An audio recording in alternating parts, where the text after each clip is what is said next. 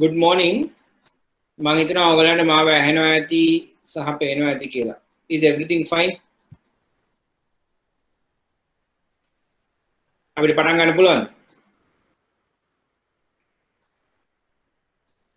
කවුරුහරි feedback එකක් දෙන්න පුළුවන් සර් පේනවා එනවා. හරි. Thank you Asitha. අපි පටන් ගමු. එතකොට මම හිතන්නේ last week I couldn't join. මට join වෙන්න බැරි වුණා මේ සෞඛ්‍යමය ප්‍රශ්නයක් මත. ඉතින් අපි පොඩ්ඩක් බලමු අපි කතා කරපු දේවල්. අපි පාඩම් අංක 6 නෙමෙයි මම හිතන්නේ අපි ඒක ගිහින් මූල්‍ය ආයතන පිළිබඳව තමයි කතා කරමින් ඉන්නේ. එතකොට අපි මූල්‍ය ආයතන ගැන කතා කරද්දී අපි කිව්වා මම පොඩ්ඩක් රීකැප් කරලා එහෙම පටන් ගමු. මූල්‍ය ගනුදෙනු සිදු කිරීමට විවිධ සේවාවන් සැපයීමේ ව්‍යාපාරික කටයුතු මගින් ලාභ ලැබීමට කටයුතු කරන ආයතන තමයි අපි මූල්‍ය ආයතන කියලා හැඳින්වුවේ.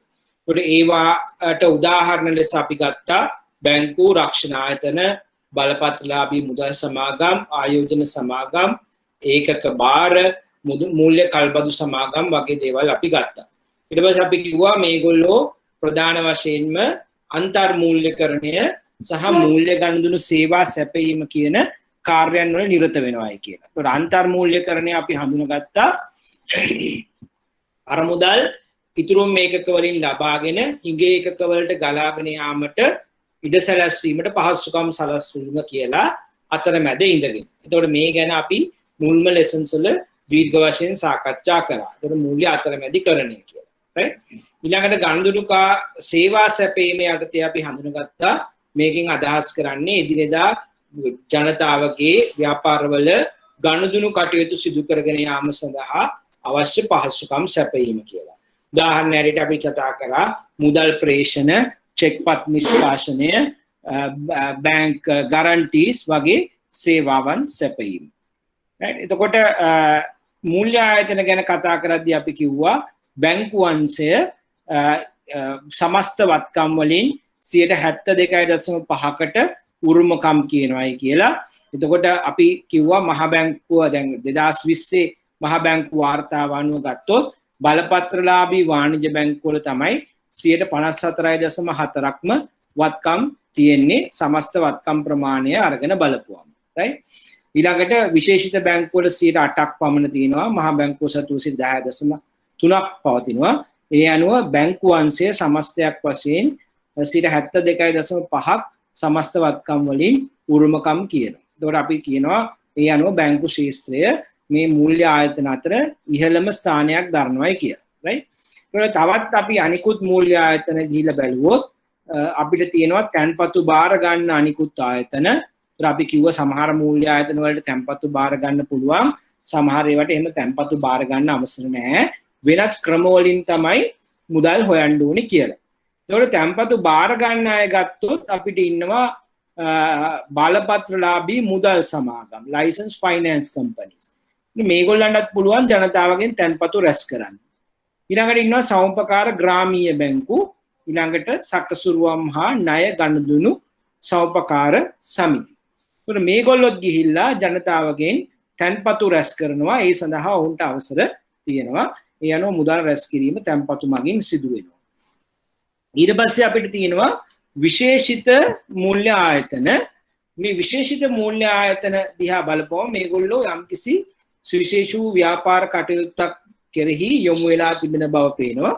ඒතකොට ඒ යටතේ අපි හඳුන ගන්නවා විශේෂිත කල්බදු මූල්‍යකරණ සමාගම්, leasing companies, ඊළඟට බලපත්‍රලාභී ශුද්‍ර මූල්‍ය සමාගම්.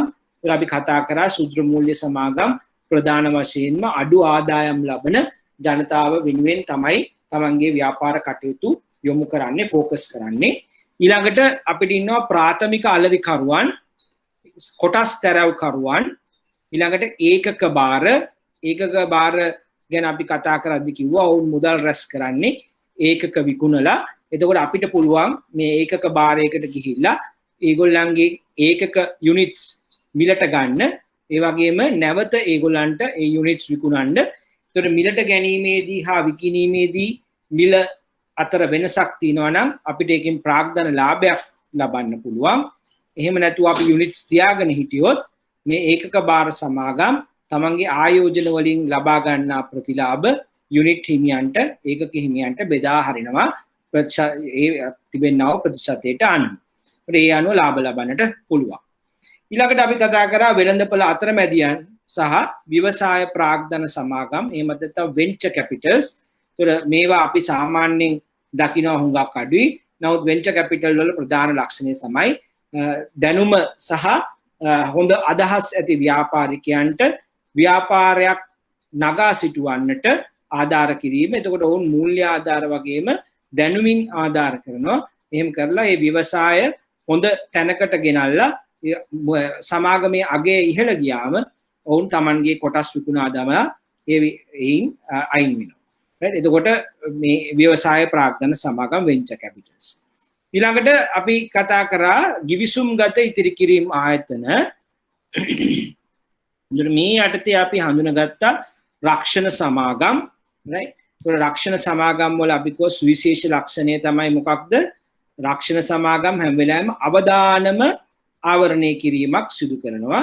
රක්ෂණ සමාගමක ආයෝජනය කරනකොටයි බැංකුවක ආයෝජනය කරනකොටයි තියෙන ප්‍රධාන වෙනස මොකක්ද කියලා අහුවොත් බැංකුවක ආයෝජනයේදී ඔබට අපි ලබා දෙන්නේ රිටර්න් එකක්. ඒ කියන්නේ ප්‍රතිලාභ, පොලි ප්‍රතිලාභ. රක්ෂණ සමාගම් වල ආයෝජනයේදී ප්‍රතිලාභ ලබා දෙනවා වගේම අවදානමත් ආවරණය කරනවා. ඒතර ඔයාලට පුළුවන් අපි හිතමු දීර්ඝකාලීන ලයිෆ් ඉන්ෂුරන්ස් පොලිසි එකක්. එහෙම නැත්නම් ඉන්වෙස්ට්මන්ට් ප්ලෑන් එකකට ගියාම හැම වෙලාවෙම ඒකේ රිටර්න් එකක් ගැන කතා කරනවා. මේක තමයි ඔබට ලැබෙන ප්‍රතිලාභය කියලා. ඒ වගේම මේකේ කතා කරනවා ඔබටගේ ජීවිතයට හානි වුණොත් මේ ආකාරයෙන් වන්දි ලැබෙනවා කියලා. එතකොට මේ ආකාරයට රක්ෂණක තියෙන ප්‍රධාන ලක්ෂණය තමයි ඔබට රිටර්න් එකක් ගැන කතා කරනවා වගේම යම් අවදානමක් ආවරණය කරනවා ඒ රක්ෂණ ක්‍රමය මගින්.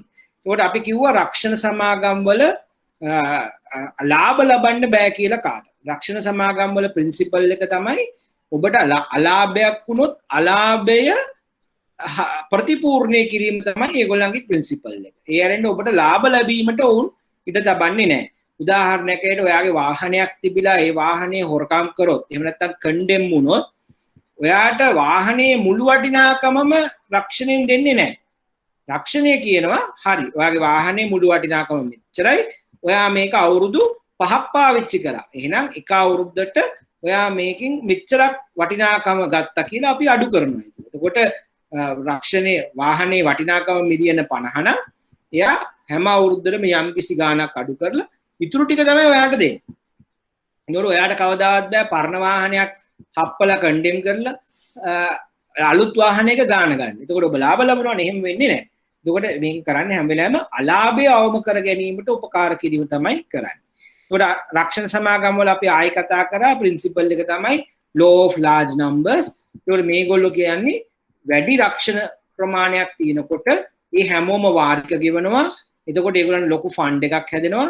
හැමෝම ක්ලේම් කරන්නේ නැහැ. ඒතකොට ක්ලේම් කරපුවම ඒ ක්ලේම් කරන්නේ යම් කිසි සීමිත පිරිසක්. එතකොට ඔවුන්ට අපිට පුළුවන් ඒ අවශ්‍ය වන්දි ලබා දෙන්න. හරි එහෙම නැත්නම් රක්ෂණ කියන එක පාඩු ලබන එකක් වෙනවනේ. ඒතකොට ඒගොල්ලෝ ගාව වැඩිපුර පොලිසිස් තිබ්බොත් වැඩි ආදායමක් ලැබෙනවා. ප්‍රතිශතයක් ලෙස අඩු පයිසලේ තමයි ක්ලේම් කරන්නේ. ඒකට ඒ අනුව ලාභ ලබා ගන්නට.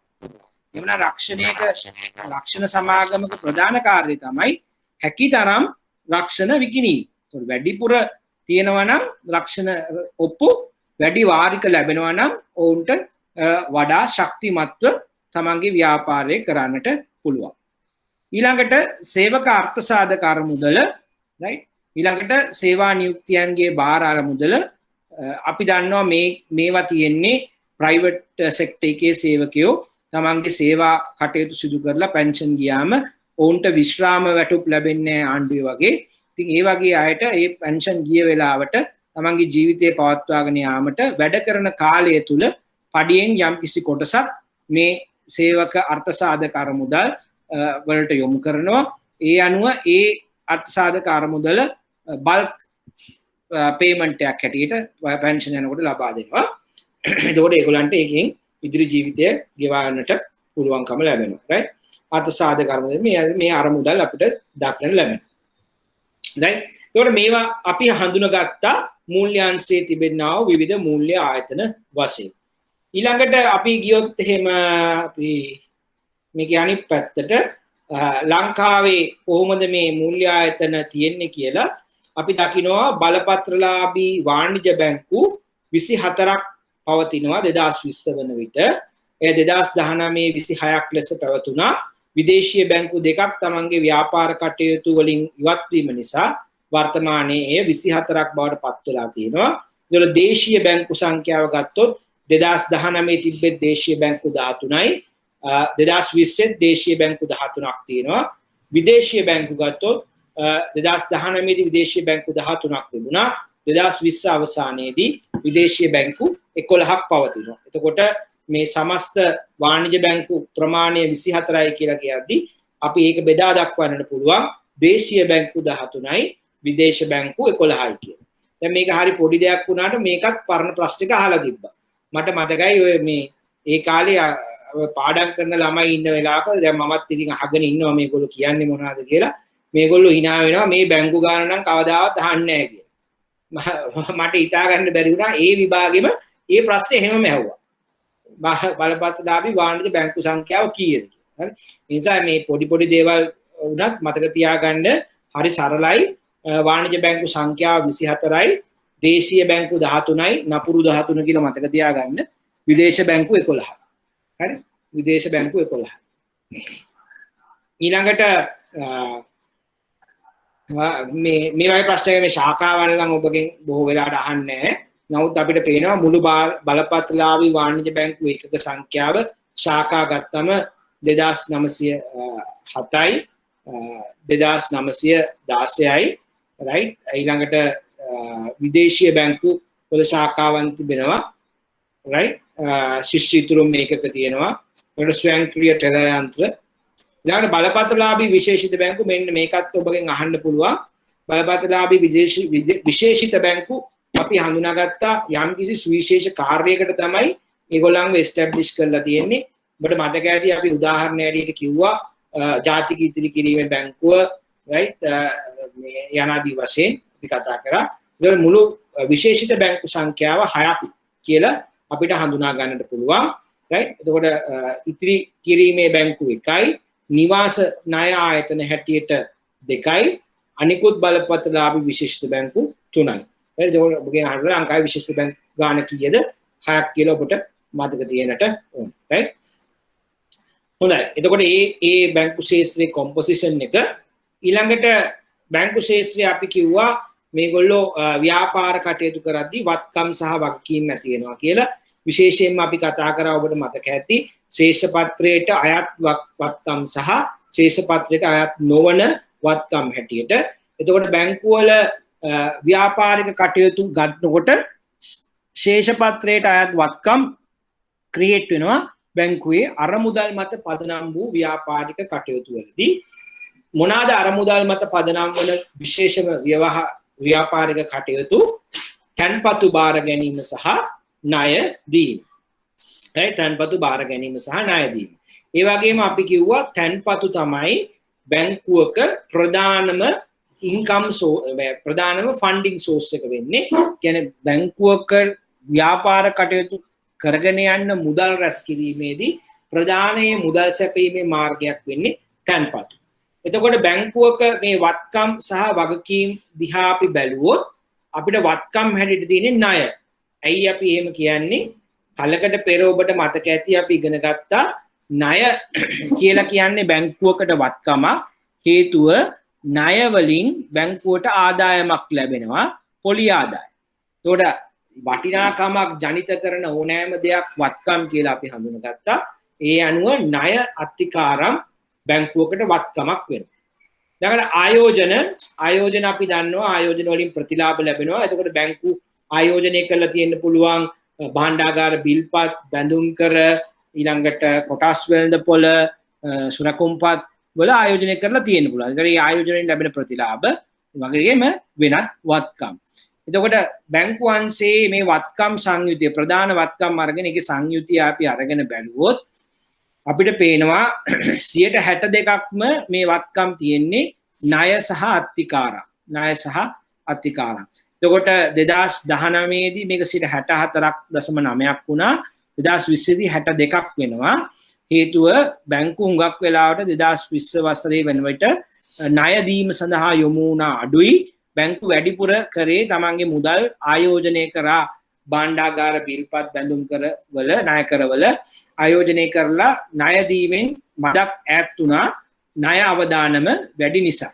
ඒකට ඔබට පේනවා ණය සහ අත්තිකාරම් අංශයේ පසුබැස්මක් තියෙනවා සාපේක්ෂව ප්‍රතිශතයක් ලෙස 64 ඉඳලා 62ට. නමුත් ආයෝජන දිහා බැලුවොත් ඔබට පේනවා 23.9 ඉඳලා 28.6ක් දක්වා ආයෝජන වැඩි වෙලා තියෙනවා. හේතුව බැංකු ණය දෙනවා වෙනුවට තමන්ගේ අතිරික්ත මුදල් වැඩිපුර වෙනත් සුරැකුම්පත්වල ආයෝජනය කිරීමට පෙළඹීම තුල. right? වෙනත් වත්කම් යටතේ 9.4ක් හඳුන ගන්නට පුළුවන්. කෙසේ වන්නේ වී නමුත් අපි මේක දිහා බැලුවම පේන දේ තමයි ප්‍රතිශතයක් ලෙස තවමත් බැංකුවල වත්කම් අංශයේ ඉහළම තැන ගන්නේ ණය. ඒතකොට ණය අපි කිව්වා බැංකුවල ප්‍රධාන ව්‍යාපාරික කටයුත්ත වෙන්නේ මොකක්ද? තැන්පතු බාර ගැනීම සහ ණය දීම. right? ඒ නිසා ණය තමයි ප්‍රධාන තැන ඉන්නේ. right? ඊළඟට අපි වගකීම් පැත්තට ගිහිල්ලා බැලුවොත් වගකීම් වල අපිට පේනවා බැංකු වල 2020 ගත්තොත් 6%ක්ම වගකීම් තියෙන්නේ තැන්පතු හැටියට. ඒ කියන්නේ තැන්පතු කියන එක අපි දන්නවා ඉල්ලූ විට ගෙවිය යුතුයි. right? ඒතකොට මේ ජනතාවගේ වගකීම් ඉල්ලූ විට ගෙවිය යුතුයි. ඒ ඉල්ලූ විට ගෙවීමට හේතු වන තැන්පතු 76ක් වගකීම් යටතේ බැංකු ශාස්ත්‍රය අපිට දක්වන්න ලැබෙනවා. ඒ කියන්නේ මේකෙන් පැහැදිලි වෙනවා බැංකු මුදල් ලබා ගැනීමේදී වැඩිපුරම රඳා පැවතිලා තියෙන්නේ තැන්පතු මත කියලා. එතකොට ඒගොල්ලන්ගේ වගකීම් යටතේ අපි ඒකට ඉන්නේ ෆන්ඩින් සෝසස්.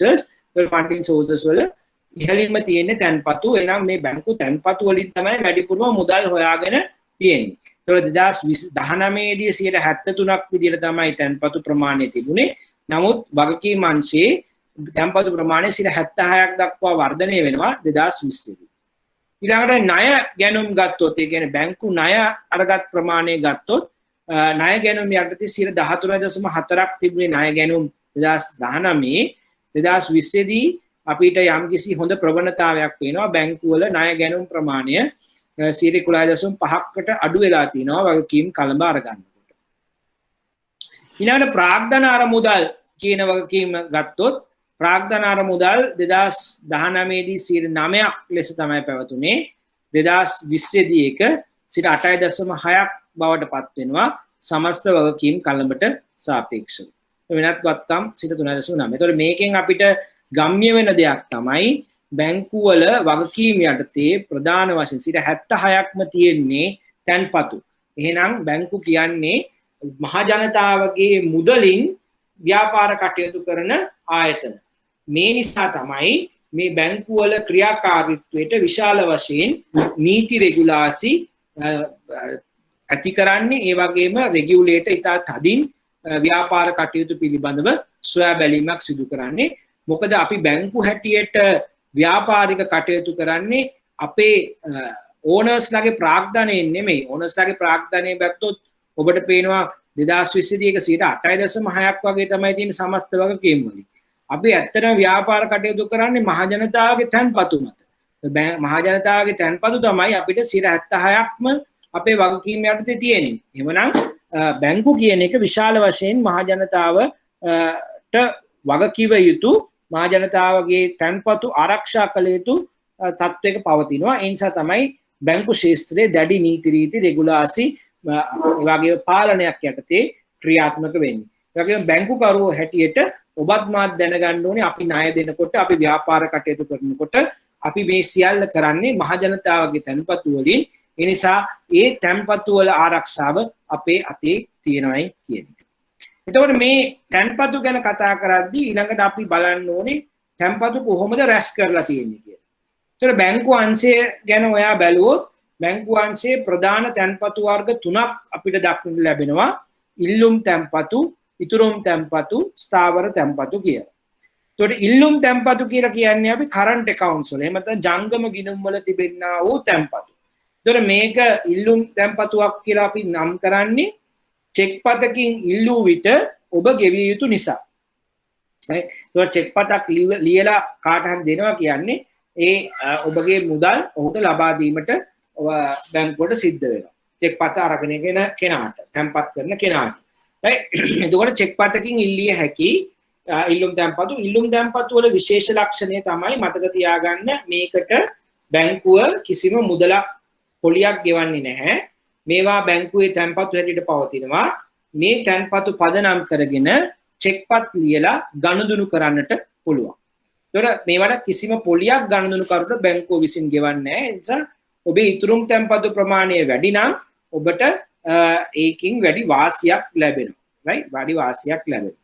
ඒතකොට මතක තියාගන්න ඉල්ලුම් තැන්පතු වල ඇති මුදල් මේ ආකාරයට චෙක්පත් මගින් ගෙවන්න පුළුවන්.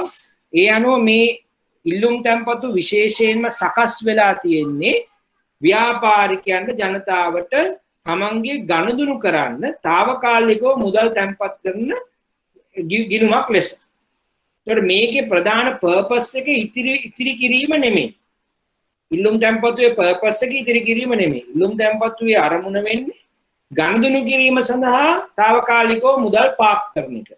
එතකොට ඒ නිසා තමයි ඒකට ඒකේ ප්‍රධාන ලක්ෂණය ඔබට ගනුදෙනු කරන්නට පාසුකම් සලසන ඔබේ අරමුදල් වලින් චෙක්පත් මාර්ගයෙන්. right? එතකොට දෙවෙනි වර්ගය තමයි ඉතුරුම් තැන්පතු. එතකොට ඉතුරුම් තැන්පතු ගත්තොත් එහෙම මේකේ ප්‍රධාන පර්පස් එක ඉතිරි කිරීමට දිරිගැන්වීම. එතකොට ඉතිරි කිරීමට දිරිගැන්වීමට තියෙන මේ ඉතුරුම් තැන්පතු වලට බැංකුව විසින් පොලියක් ලබා දීම දක්නට ලැබෙනවා. එතකොට මේ පොලිය ලබා දෙනවා. ඒ ලබා දෙන පොලියෙන් ප්‍රතිලාභ ලබා ගන්නට පුළුවන් ඉතුරුම් කරන්න. එතකොට මේක පවතින්නේ ඉතුරුම් ආකර්ෂණය කර ගැනීමේ ක්‍රමවේදයක් ලෙස.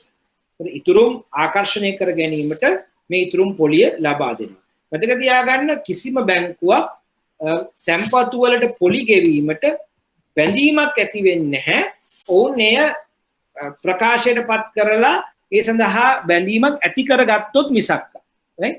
ඒකට බැංකුවල ප්‍රධාන පර්පස් එක පොලි ගෙවීම නෙමෙයි මුදල් ආරක්ෂා කිරීම සහ ගනුදෙනු සඳහා පහසුකම් සැලසීම. නමුත් අපි දන්නවා මේ කාර්යය කරන්න නම් ඉතුරුම ආකර්ෂණය කරන්න නම් අපි පොලියක් දීම තුල ඒ සිදු කිරීම පහසු. ඒ නිසා පොලිය කියන concept එක ඇවිල්ලා තියෙනවා. මේ පොලිය කියන එක ප්‍රතිලාභයක් හැටියට ලැබෙනවා ඉතුරු කරන්නාට. ඒ අනුව අතිරික්ත එකක මුදල් අතිරික්තයක් ඇති එකක තමන්ගේ අතිරික්ත මුදල් මේ ආකාරයට බැංකුවල තැන්පත් කිරීමට පෙළඹෙනවා ප්‍රතිලාභ අපේක්ෂාව. ඊළඟට අපිට තියෙනවා ස්ථාවර තැන්පතු.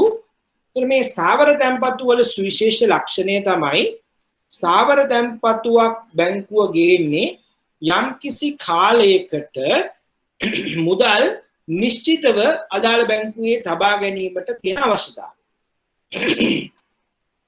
ඒතර අපි දන්නවා ඉල්ලුම් තැන්පතු ඉදිරුම් තැන්පතු දෙකම ගත්තොත් ඉතා කෙටි කාලයකදී ගනුදෙනුකරුට ඒකේ මුදල් බැංකුවෙන් ඉල්ලන්නට පුළුවන්. ඒකට බැංකුව වලට තමන්ගේ වගකීම් වත්කම් කළමනාකරණය කිරීමේදී යම් ගැටලු මතුවෙන්නට හැකියාව තිබෙනවා. ඉතින් බැංකුව බලනවා right එහෙමනම් අපි ඔෆර් කරමු ප්‍රොඩක්ට් එකක් යම් කිසි නිශ්චිත කාලයකට මේගොල්ලෝ මේ විත්ඩ්‍රෝ කරන්නේ නැහැ කියලා පොරොන්දු වෙලා අපිට දාන්න. එතකොට අපේ ව්‍යාපාරික තීරණ ගැනීම පහසුයි. ඒක එන්කරේජ් කරන්න ඔවුන් ඉතුරුම් පොලියට වඩා වැඩි පොලියක් ස්ථාවර තැන්පතු වලට ලබා දෙනවා. ඒ වගේම ගනුදෙනුකරුගේ පැත්තෙන් ගනුදෙනුකරු කැමති ඉතුරුම් තැන්පතු වල මුදල් තියාගන්න. මොකද එතකොට ගනුදෙනුකරුට තියෙන අවදානම අඩුයි. ඕනෑම වෙලාවක ඔවුන්ට මුදල් විත්ඩ්‍රෝ කරන්න පුළුවන්. නමුත් ස්ථාවර තැන්පතුවක් දැම්මොත් යම්කිසි කාලයකට උදාහරණ ලෙස අවුරුදු 3ක මාස 3කට 6කට අවුරුද්දකට අවුරුදු 5කට තමන්ගේ මුදල් ආපසු ගන්න බෑ. එහෙනම් ගනුදෙනුකරුත් වැඩි අවදානමක් ගන්නවා යම් වැඩි කාලයකට ස්ථාවරව තැන්පතුවක් දැමීම තුල ආයතනයකට. එතකොට වැඩි අවදානමක් ගන්නවා නම් ඔහු වැඩි ප්‍රතිලාභයක් බලාපොරොත්තු වෙනවා. ඒතකොට මේ කාරණා නිසා ස්ථාවර තැන්පතුවක ප්‍රතිලාභ ඉල්ලුම් තැන්පතු වලට වඩා වැඩි පැත්තක තියෙන යන පොලිය සාපේක්ෂව ස්ථාවර තැන්පතු වල වැඩි. right? එතකොට මේ ස්ථාවර තැන්පතු කියන එක යම්කිසි කාලයකට නිශ්චිතව පවත්වන නිසා ගනුදෙනුකරුට පුළුවන් මේ ස්ථාවර තැන්පතුවකට against ඉදිරිව ණයක් ලබා ගන්න. ඒ පහසුකමත් ඔන්න ඔහුට ලැබෙනවා. ඊළඟ එක තමයි ස්ථාවර තැන්පතුවක් යම්කිසි කාලයකට දැම්මට පස්සේ මාස 3කට 6කට අවුරුද්දකට වගේ යම් කාලයකට දැම්මට පස්සේ ඊට කලින් ඔයා විත්ඩ්‍රෝ කරනවා නම් ඒකට ඔන්න ඔයාට යම්කිසි දඩයක් වදිනවා. එහෙම නැත්නම් අර ඉහළ පොලිය ලැබෙන්නේ නැහැ. මේ ඉතුරුම් ගිණුමක පොලිය තමයි ලැබෙන්නේ. ඒ වගේ දණ්ඩන පොලියකට හෝ අඩු පොලියකට තමයි ඔයාට විත්ඩ්‍රෝ කරන්න වෙන්නේ. මොකද ඔයාගේ ගිවිසුම කඩලා නේ. අවුරුදු මාස 3කින් ගන්නවා කියුව එක දැන් ඔයා දැන් ඉල්ලනවා. එතකොට ඔන්න ගිවිසුම උල්ලංඝනය වෙනවා. නේ. ඒකට ඔන්න අපි ඉගෙන ගත්ත ප්‍රධාන වර්ගයේ තැන්පතු, ඉල්ලුම් තැන්පතු, ඉතුරුම් තැන්පතු, ස්ථාවර තැන්පතු. ඊළඟට වෙනත් වර්ගයේ විවිධ වර්ගයේ තැන්පතු තිබෙන්නට පුළුවන්. ඒවා අපිට මෙතන දක්නට ලැබෙනවා. එතකොට අපි ප්‍රතිශතයක් හැටියට ගත්තොත් ඉල්ලුම් තැන්පතු අපි දකිනවා තැන්පතු කලඹෙන් සමස්තයක් ලෙස 6.2ක් ලෙස තමයි පවතින්නේ 2020 දී. ඉතුරුම් තැන්පතු 28.3ක් ලෙස පවතිනවා. ස්ථාවර තැන්පතු 63ක් බවට පවතිනවා. වෙනත් තැන්පතු 2.4. ඒ අනුව අපිට පේනවා ඉතුරුම් තැන්පතු සහ ඉල්ලුම් තැන්පතු වල 2019ට සාපේක්ෂව ඉහළ යාමක් තිබෙනවා. එතකොට ඉතුරුම් තැන්පතු වල ඉහළ යාම වැඩි 8කින් විතර ඉහළ ගිහිල්ලා තියෙනවා. 25.6 ඉඳලා 28.3 දක්වා ඉහළ ගිහිල්ලා තියෙනවා. ඊළඟට ස්ථාවර තැන්පතු ගත්තොත් බිලියන 66 ඉඳලා 66.5ක් ඉඳලා 63ක් දක්වා ප්‍රතිශතය අඩු වෙලා තිනවා. බිලියන 6 ඉඳලා බිලියන 7 දක්වා වැඩි වුණාට සමස්තයක් ලෙස. එතකොට ඉතුරුම් තැන්පතු බිලියන 2.3ක ඉඳලා 3.1ක් දක්වා වර්ධනය වෙලා තියෙනවා. එතකොට ඔබට බලන්න පුළුවන් සමස්ත තැන්පතු කලඹ වැඩිපුරම තියෙන්නේ ඉතුරුම් වැඩිපුරම ප්‍රතිශතයක් ලෙස ගත්තොත් තියෙන්නේ ස්ථාවර තැන්පතු, ඊළඟට ඉතුරුම් තැන්පතු, ඊළඟට ඉල්ලුම් තැන්පතු. right? මේ විදිහට තමයි බැංකු ක්‍රමයේ තැන්පතු සංයුතිය ගැන අපිට කතා කරන්නට වෙන්නේ. right? ඒතකොට මේ කතා කරේ අපි මෙන්න මේ කැලල තමයි මේ එළියට අරන් අපි කතා කරන්නේ. එතකොට මහ බැංකු වාර්තාව දෙස බැලුවොත් අපිට කියනවා බැංකුවන්සේ වත්කම් පදනම 2020 වසරේදී රුපියල් ට්‍රිලියන 2.1කින් වර්ධනය වූ අතර 2020 වසර අවසානයේ වන විට ට්‍රිලියන 14.6ක අගයක් ගන්නා ලදී. එතකොට බැංකුවන්සේ වත්කම් ප්‍රමාණය ඔබට පේනවා ට්‍රිලියන 14.6ක් ලෙස තමයි පවතින්නේ 2020 වසර අවසානයේ. ඊළඟට අරමුදල් සැපයීමේ වගකීම් පැත්ත ගත්තොත් අරමුදල් සැපයීමේ ප්‍රධාන ප්‍රභවය ලෙස තැන්පතු අඛණ්ඩව පවතිනවා. ණය ගැනීම දෙවන ප්‍රභවය ලෙස පවතිනවා. එහෙනම් අපිට පේනවා ප්‍රාග්ධනයට වඩා බැංකුවල මුදල් ලැබෙන ප්‍රධාන සෝස් එක තැන්පතු. right. ඊළඟට අපි කතා කරා තැන්පතු බාර ගැනීමට අවසර ඇති නැති ආයතන ගැන. ඊළඟට අපි අන්තර් මූල්‍යකරණය ගැන කතා කරා. මූල්‍ය ගනුදෙනු සේවා ගැන කතා කරා. ඊළඟට අපි බලපත්‍රලාභී වාණිජ බැංකු ගැන හඳුනගත්තා. ඒකේ තියෙන සිල්ලර බැංකුකරණය, ආයතනික බැංකුකරණය, රිටේල් බැංකින්, කෝපරේට් බැංකින් කියලා දෙකක් තියෙන බව අපි හඳුනගත්තා. ඊළඟට අපි කතා කරා on balance sheet, off balance sheet items, ශේෂපත්‍රයට ඇතුළත් වන ව්‍යාපාරික කටයුතු සහ ශේෂපත්‍රයෙන් පිටත ව්‍යාපාරික කටයුතු. එතකොට අපි ගත්තොත් ශේෂපත්‍රයට ඇතුළත් වන ඒවා විශාල වශයෙන්ම අපිට දක්වන්න ලැබෙන්නේ ණය කියන එක, ණය සහ තැන්පතු. ඒතකොට ණය ගත්තොත් බැංකු ක්‍රමයේ 2020 අවසානයේ ඔබට පේනවා මේ ණය කලඹ කොහොමද තියෙන්නේ කියලා. ඒතකොට අපිට පේනවා මුළු ණයෙන් ප්‍රතිශතයක් ලෙස ගත්තම ඉහළින්ම තියෙන්නේ පරිභෝජන ණය. කියන්නේ consumption loan. අපේ භාවිතය සඳහා උදාහරණයක් ලෙස අපි ගත්තොත් එහෙම වෙඩින් එකට ණයක්. එහෙම නැත්නම් এডুকেෂන් ණය ලෝන් එකක්. එහෙම නැත්නම් කාර් එකක් ගන්න. ගයක් හදා මේ කාර් එකක් ගන්න. මේ වගේ දේවල් වලට පරිභෝජන ණය තමයි අපි කතා කරන්නේ. අපේ භාවිතය සඳහා යමක් ගන්න අපි ගන්න ණය. right? ඉදිකිරීම ඊළඟට තියෙනවා තොග සහ සිල්ලර වෙළඳාම ඊළඟට ඊට පස්සේ විවිධ අනික් අංශවලට ණය ප්‍රමාණය ණය ගිහිල්ලා තියෙනවා right යටිතල පහසුකම් සංවර්ධනය කෘෂි කර්ම වන සම්පත් හා දීවර මුදල් අමාත්‍යාංශයට ණය දීම සෞඛ්‍ය සමාජ සේවා හා සහාය සේවාවන් විදේශාංශ වලට ණය දීම මූල්‍ය සේවා සංචාරක සේවා ප්‍රවාහනය හා ගබඩා කිරීම වෘත්තීය විද්‍යාත්මක සහ කාර්මික කටයුතු තොරතුරු තාක්ෂණ sannivedana සේවා අධ්‍යාපන කලා විනෝදය සහ විනෝදාත්මක කටයුතු මේ හැටියට අපිට පේනවා විවිධ අංශවලට ණය ගලා ගිහින් තියෙන ආකාරය මේ ශේෂපත්‍රයේ යටතට එන්නේ මේවා ණය ගත්තම ඊළඟට අපිට පේනවා ශේෂපත්‍රයෙන් පිටත අයිතම right ලේඛිත ණය right ඊළඟට අපකර සහ බැඳුම් කර ප්‍රතිග්‍රහණ acceptance විදේශ විනිමය මිලට ගැනුම් විදේශ විනිමය විකුණුම් ව්‍යුත්පන්න භාවිතා නොකළ ණය සීමාවන් මේ විදිහට අපිට පේනවා ශේෂපත්‍ර නොවන අයිතම. ඒකට ශේෂපත්‍ර නොවන අයිතම අපි කිව්වා ක්‍රියේට් වෙන්නේ ශේෂපත්‍රයේ ඇත්තටම මේගොල්ලෝ වත්කම් ඇටියට දාන්නද වගකීම් ඇටියට දාන්නද කියලා අපිට සොයා ගන්න බැරි. උදාහරණයක් ලෙස අපි අපකර සහ බැඳුම් කරගත්තොත් දැන් අපකරයක් කියලා කියන්නේ අපි කියනවා මෙයා ගෙව්වේ නැත්තම් අපි ගෙවනවා. ගෙව්වේ නැත්තම් ගෙවනවා. එතකොට ගෙව්වේ නැත්තම් තමයි ඒක වගකීමක් වෙන්නේ. එතකන් ඒක වගකීමක් වෙන්නේ නැහැ. ඒක බැඳීමක් විතරයි. යම්කිසි බැඳීමක්. එතකොට වගකීමක් ලෙස වර්ධ කරන්නට බෑ.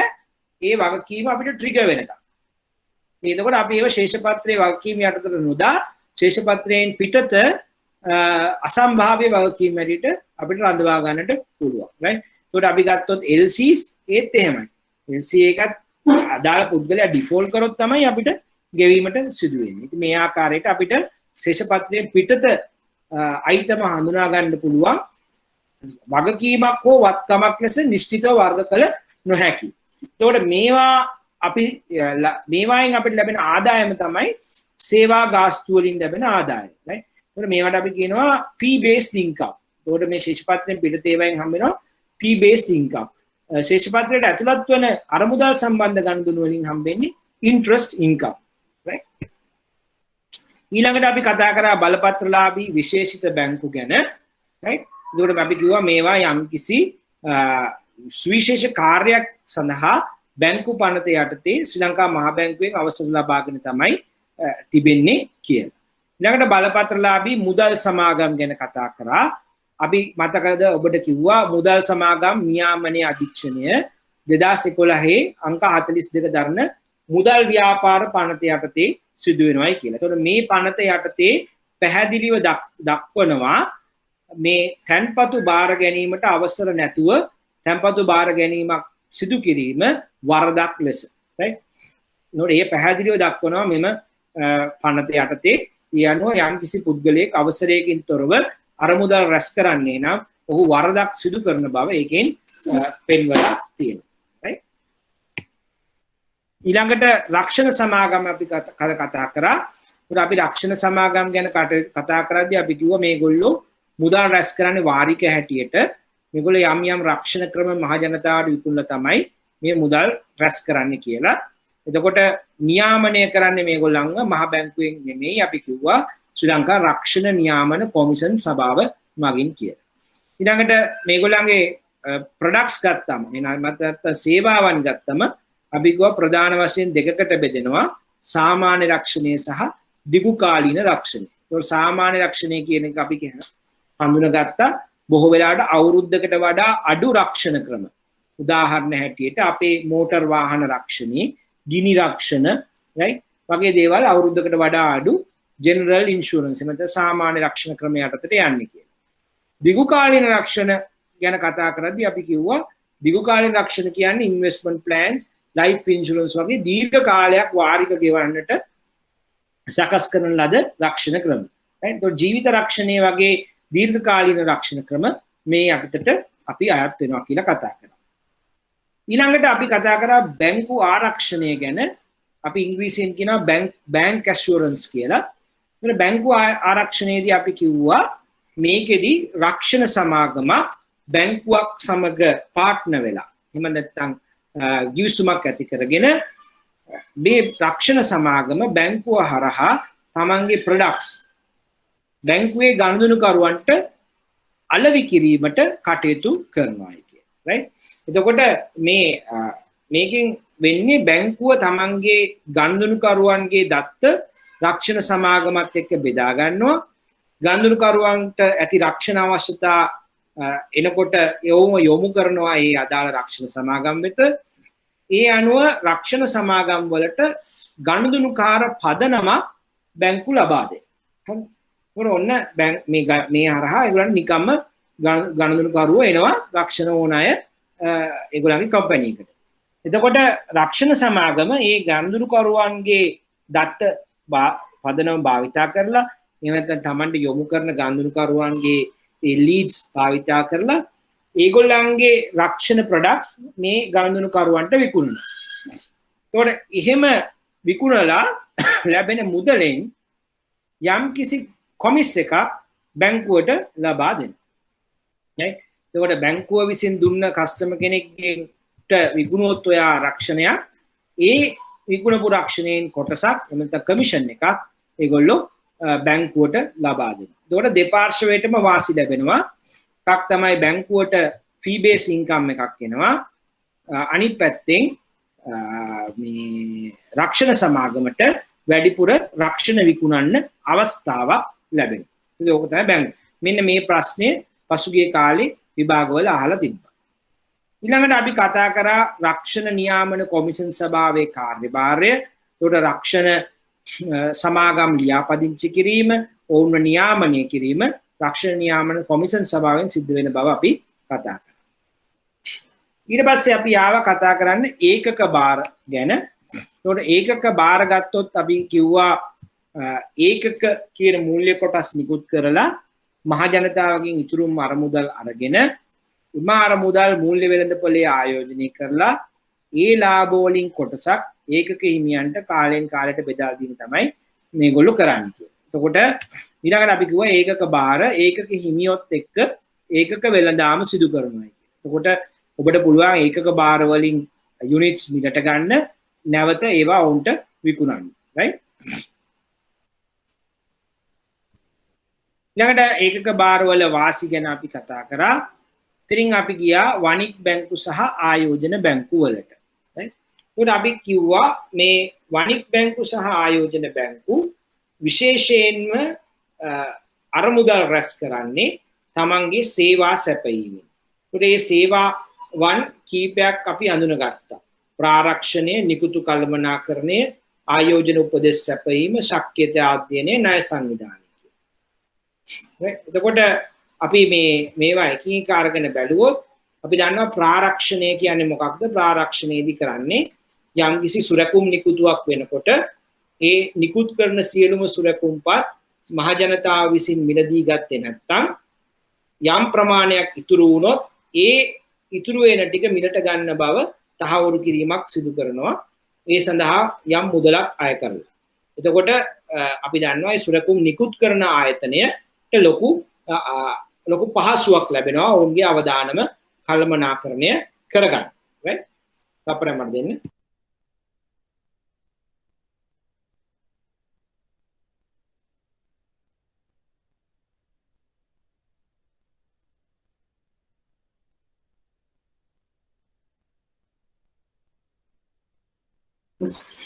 right. එතකොට මේ ප්‍රාරක්ෂණය. ඊළඟට නිකුතු කළමනාකරණය ගැන අපි කතා කරද්දී අපි කිව්වා ෂෙයා ඉෂුව එකක් කරද්දී දැන් කම්පැනි වලට මේ ෂෙයා ඉෂුස් ගැන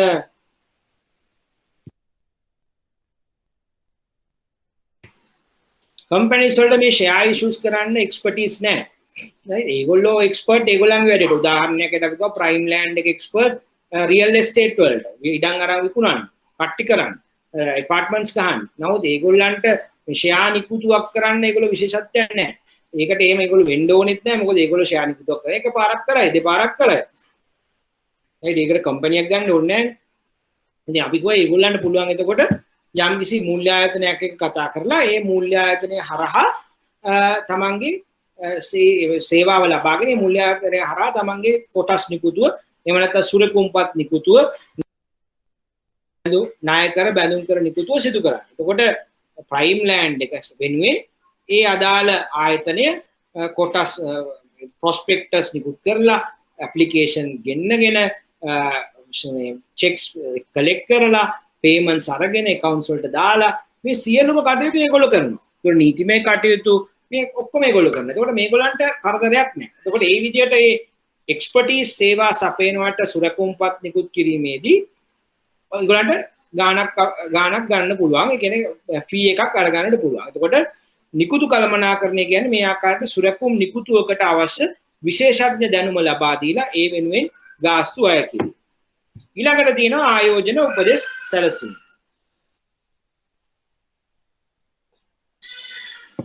ඒතර මේක යටතේ මේගොල්ලෝ තමන් ගාව ඉන්න විශේෂඥයෝ භාවිතා කරලා විශේෂඥ දැනුම භාවිතා කරලා යම් යම් ආයතනවලට ආයෝජන තමන්ගේ අරමුදල් ආයෝජනය කිරීම සඳහා අවශ්‍ය උපදෙස් සැලසීම සිදු කරනවා. මොකද හැම ආයතනයකම මේ ආකාරයට ආයෝජන කරන්න හොඳ හැකියාවක් නැහැ. ඉතින් ඇතැම් වෙලාවට මේගොල්ලෝ වෙල්ත් මැනේජ්මන්ට් කියලා උන්ට කියනවා තමන්ගේ අතිරික්ත අරමුදල් අපිට ලබා දෙන්න. අපි ඒක ආයෝජනය කරලා ඔබට හොඳ රිටර්න් එකක් දෙන්න. ඔයා ඒ ගැන මහන්සි වෙන්න එපා. මතක තියාගන්න ව්‍යාපාරවලදී මුදල් ලාභ උපයනවා වගේම ඒ වගේම පුද්ගලයෙක් හැටියට ගත්තත් ආදායම් උපයනවා වගේම ඒ ආදායම් හරියට ආයෝජනය කිරීම අතිශයින් වැදගත් වෙනවා. වැරදියට ආයෝජනය කරලා පාඩු ලැබුවොත් Taman කොතරම් ආදායම් ලැබුවත් අවසානයේදී පාඩු ලබා ගන්න තමයි සිද්ධ වෙන්නේ. එතකොට මේ ආයෝජන උපදෙස් සපයන පුද්ගලයෝ මේවාට හොඳ ට්‍රේනින් එකක් ගත්ත දැනුමක් ගත්තා. එතකොට වට නිකන් මේ වෙල්ත් මැනේජ්මන්ට් කරන්න බෑ. ඔයා ඒකට අදාළ කෝසස් ෆලෝ කරලා ඔයා ඒ ගැන එක්ස්පර්ටීස් ලබාගෙන යම් සහතිකයක් ලබා ගන්න. ඒක සහතිකය ලබාගෙන තමයි ඔයාට සේවාව සපයන්න පුළුවන්. එහෙම නැතුව ඔයාට බෑ ගිහිල්ලා මේ මිනිස්සුගේ සල්ලි අරන් වෙල්ත් මැනේජ්මන්ට් කරන්න. එහෙම කොහොම වෙතත් මේ ආකාරයක ආයෝජන උපදෙස් සපයලා ඔවුන් ගාස්තු අය කරගන්නවා ඉන්කම් එකක් කරගන්න. ඊළඟට ශක්්‍යතා අධ්‍යයනය අපි යම් කිසි ප්‍රොජෙක්ට් එකක් කරන්න ඕනේ නම් අපිට කියනවා රයිට් මේ ප්‍රොජෙක්ට් එකෙන් කොච්චර කාලෙකින් ඔයාලට මුදල් හම්බ වෙයිද? කොච්චර වියදමක් යනවාද? ආදායම කොච්චරක් එයිද? මාකට් පොටෙන්ෂල් එක මොකක්ද? රයිට් කොයි කාලේ වගේද ඔයා බ්‍රේක් ඉවන් කරන්නේ? ඉතින් මේ වගේ දේවල් වලට හොඳ විශේෂඥ දැනුමක් ඕනේ කරන්න. එතකොට මේ රිසර්ච් කරලා ඒ තමන්ගේ දැනුම පාවිච්චි කරලා ඒ උපදෙස් ලබා දෙන්නට මේගොල්ලන්ගේ ටීම්ස් ඉන්නවා. එතකොට ව්‍යාපාර වලට පුළුවන් ඕම් වෙත ගිහිල්ලා මේ ශක්්‍යතා අධ්‍යයනයන් සඳහා උපකාර අරගන්න, සේවාව අරගන්න, ඒ සඳහා ගෙවීමක් කරනවා. ඊළඟට තියෙනවා ණය සංවිධානය. අපි කිව්වා යම් කිසි විශාල ණයක් අවශ්‍ය වෙනකොට ඒ විශාල ණය ලබා දීමට එක බැංකුවකට හැකියාව නැත්නම් බැංකු දෙක තුනක් එකතු වෙලා තමයි ඒ ණය ලබා දෙන්නේ. එතකොට ලංකාවේ බැංකු කීපයක්, එහෙම නැත්නම් ලංකාවේ බැංකු සහ විදේශ බැංකු එක තැනකට ගෙනල්ලා ඒ ගොල්ලන් එකතුවෙන් ඒ විශාල ණය ලබා දීමට පහසුකම් සැලසීම ණය සංවිධානයේ යටතේ මොවුන් සිදු කරනවා. ඒ සඳහා ගාස්තු අය කරනවා. ඉතින් මේ ආකාරයට අපි හඳුනගත්තා වාණිජ බැංකු සහ ආයෝජන බැංකු වල විශ්‍රාමියම් ක්‍රියාකාරකම්. ඒතර විශේෂයෙන්ම වුන් සේවා සපයලා ඒවායින් ආදායම් ලැබීම කරා තමයි යොමු වෙන්නේ. right? ඉතින් මේ ආකාරයට ආයෝජන සමාගම්, මූල්‍ය කල්බදු සමාගම්, අර්ථසාධක සහ විශ්‍රාම අරමුදල් පිළිබඳවත් අපි කතා කරා. ඒ වගේම සමපකාර සමිති. ඊළඟට අපි ආව ක්ෂුද්‍ර මූල්‍ය ආයතන වලට. මෙන්න අපි කිව්වා අඩු ආදායම් ලබන පුද්ගලයන් තම කුඩා ව්‍යාපාරික කටයුතු සිදු කිරීමට අවශ්‍ය ප්‍රාග්ධනයේ ණය ලබා දීම මේ ක්ෂුද්‍ර මූල්‍ය ආයතන මගින් සිදු වෙනවයි කියනවා. නේ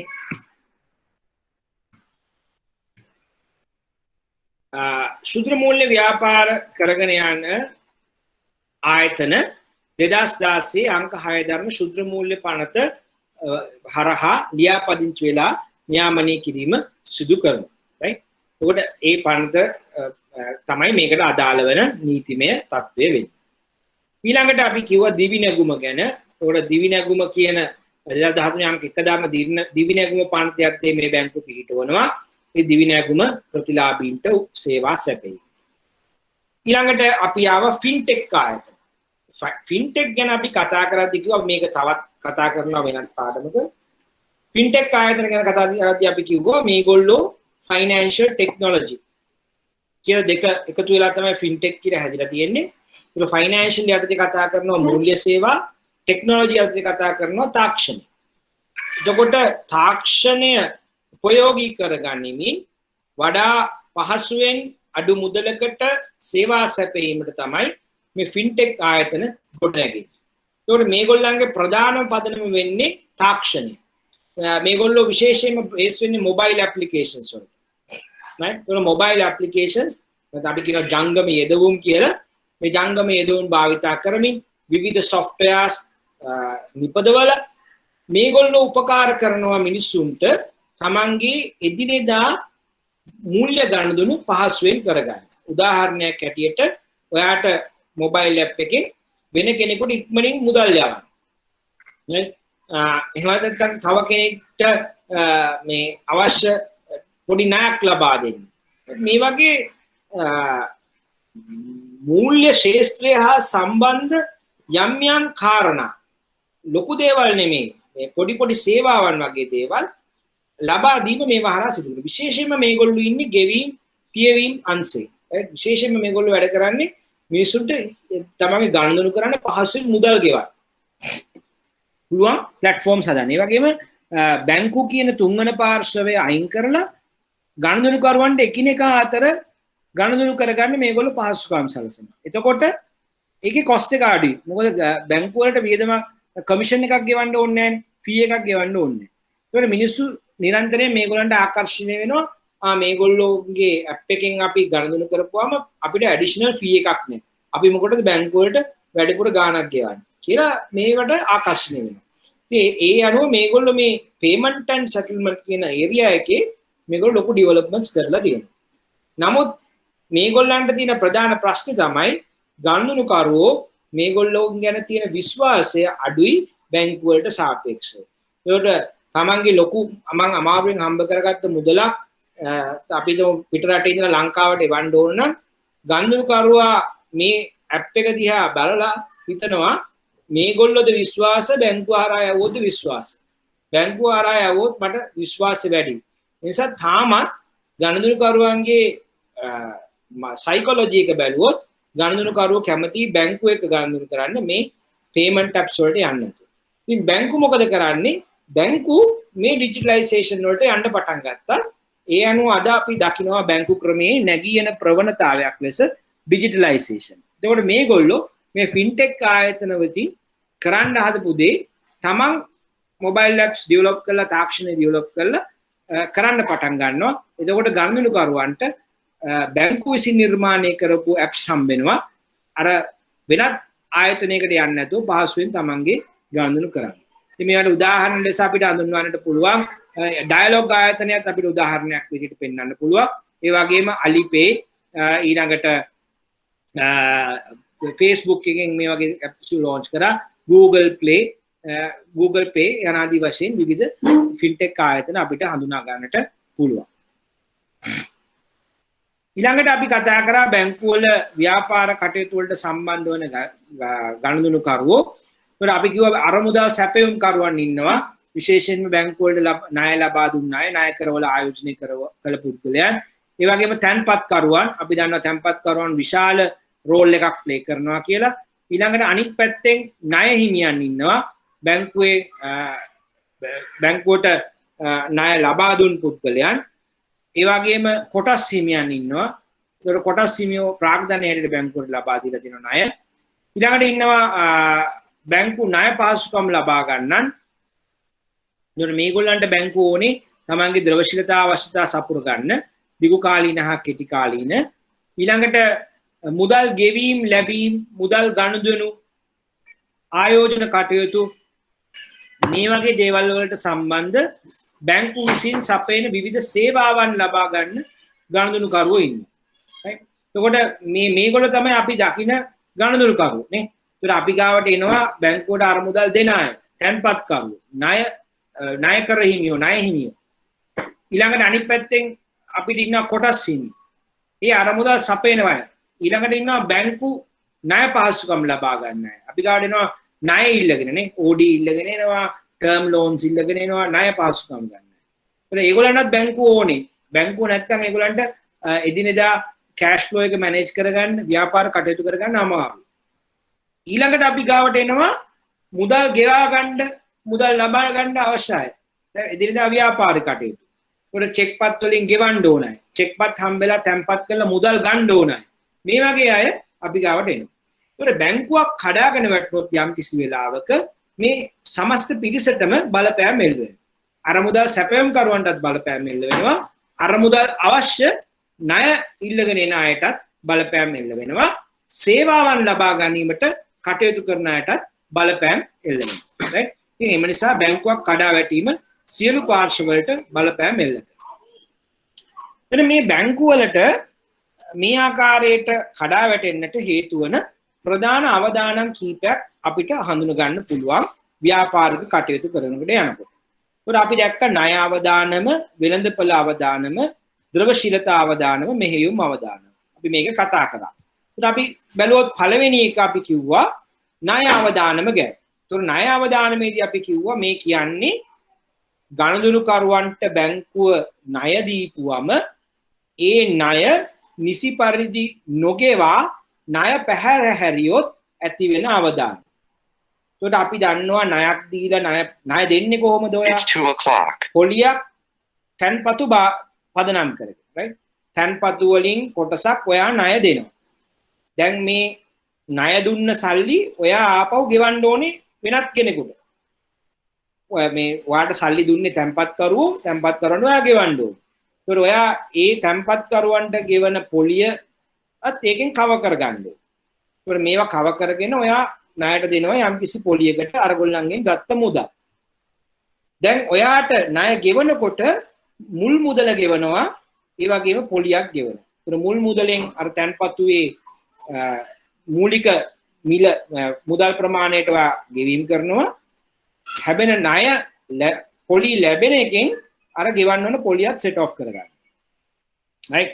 දැන් යම් කිසි වෙලාවක ණය නොගෙවුවොත් ඔයාට ප්‍රශ්න දෙකක් එනවා. පළවෙනි එක තමයි අර මුල් මුදල කැපිටල් එක නේ. අර තැන්පත් කරුවාගෙන් ඔයාට හම්බෙලා ඔයා ණයට දුන්න මුදල කැපිටල් එක.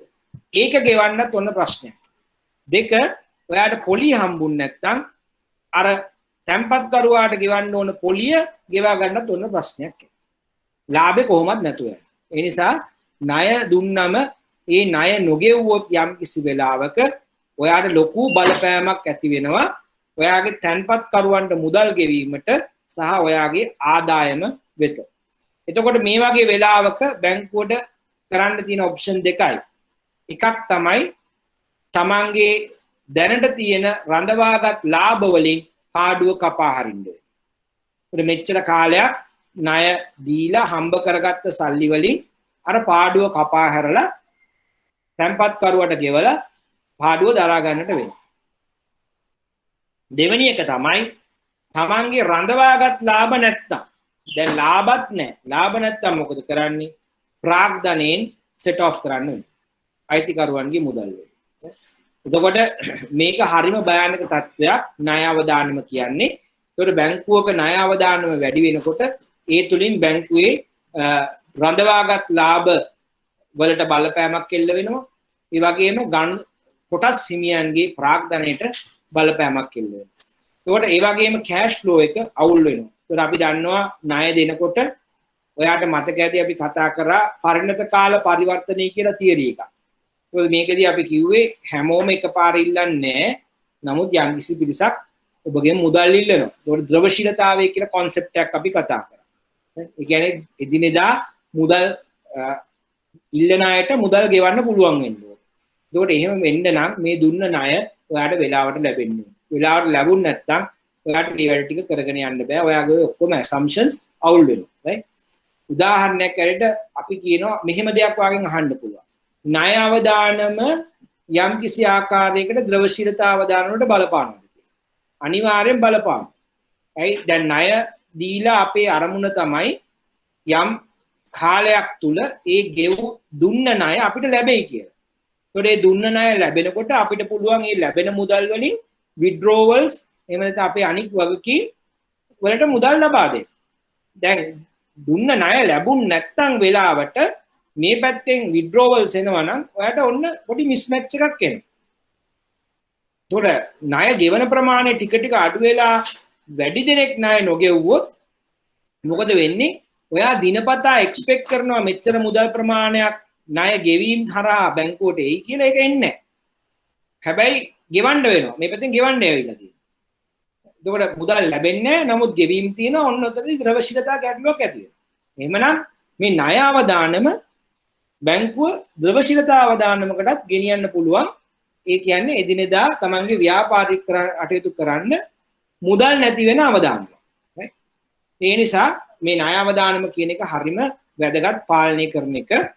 එතකොට මේ ණය අවදානම පාලනය කරද්දී බැංකුව ඉතාමත් විචක්ෂණශීලී ලෙස තමන්ගේ වැඩ කටයුතු කරන්නට ඕනේ. ඒතර අපි කිව්වා මේකෙදි අපි මේ අවුල් වෙච්ච එහෙම නැත්නම් තමන්ගේ ගැටලු ඇති වෙච්ච බැංකු දිහා බලලා අපි හොයනකොට මොයව ඇති වෙන්නට හේතු වූ ප්‍රධාන කාරණා අපි දැකලා තියෙනවා යම් යම් කාරණා. ඉතින් ඒ යටතේ අපි කතා කරා ණය දීමේදී අනුගමනය කරන ක්‍රියාපටිපාටියට ලිඛිත ක්‍රියාපටිපාටිය ලිඛිතව නොමැති වීම. ඒකට අපි දන්නවා අපේ බැංකුවල ක්‍රෙඩිට් පොලිසි කියලා එකක් තියෙනවා. මේ ක්‍රෙඩිට් පොලිසි එක හරහා අපිට කියනවා අපි ණය දෙන්න ඕනේ කොහෙටද? ණය නොදෙන්න ඕනේ කාටද? ණය දෙන්නට ඕන ශේෂ්ත්‍ර මොනවද? ණය නොදෙන ශේෂ්ත්‍ර මොනවද? මේ අනාදි මේ ආකාරයට අපිට කියනවා මෙන්න මේ අපිව ගයිඩ් කරනවා. මේ ඒරියාස් වලට දෙන්න, මේ ඒරියාස් වලට දෙන්න එපා. මෙන්න මේ ප්‍රමාණයට දෙන්න. මේ ආකාරයට ලිඛිත ක්‍රියාපටිපාටියක් තියෙනවා. සිකියුරිටිස් ගන්නකොට කොහොමද ගන්න ඕනේ? මේ අනාදි වශයෙන්. එතකොට හැමෝම ණය දීමේදී එක් යුනික් එහෙම නැත්නම් සුවිශේෂ ඒ ක්‍රියාපටිපාටියට අනුකූලව වැඩ කරන. එක එක්කෙනා තම තමන්ට ඕන විදිහට වැඩ කරන්නේ නැහැ. එහෙම එකක් නැත්තම් වෙන්නේ මිනිස්සු තමන්ට ඕන විදිහට ණය දෙන්න පටන් ගන්නවා. එතකොට ඔන්න අවදානම වැඩි. ඊළඟට සම්බන්ධිත පාර්ශ්ව related parties මේගොල්ලන්ට වැඩිපුර ණය දුන්නම බලපෑම වැඩි.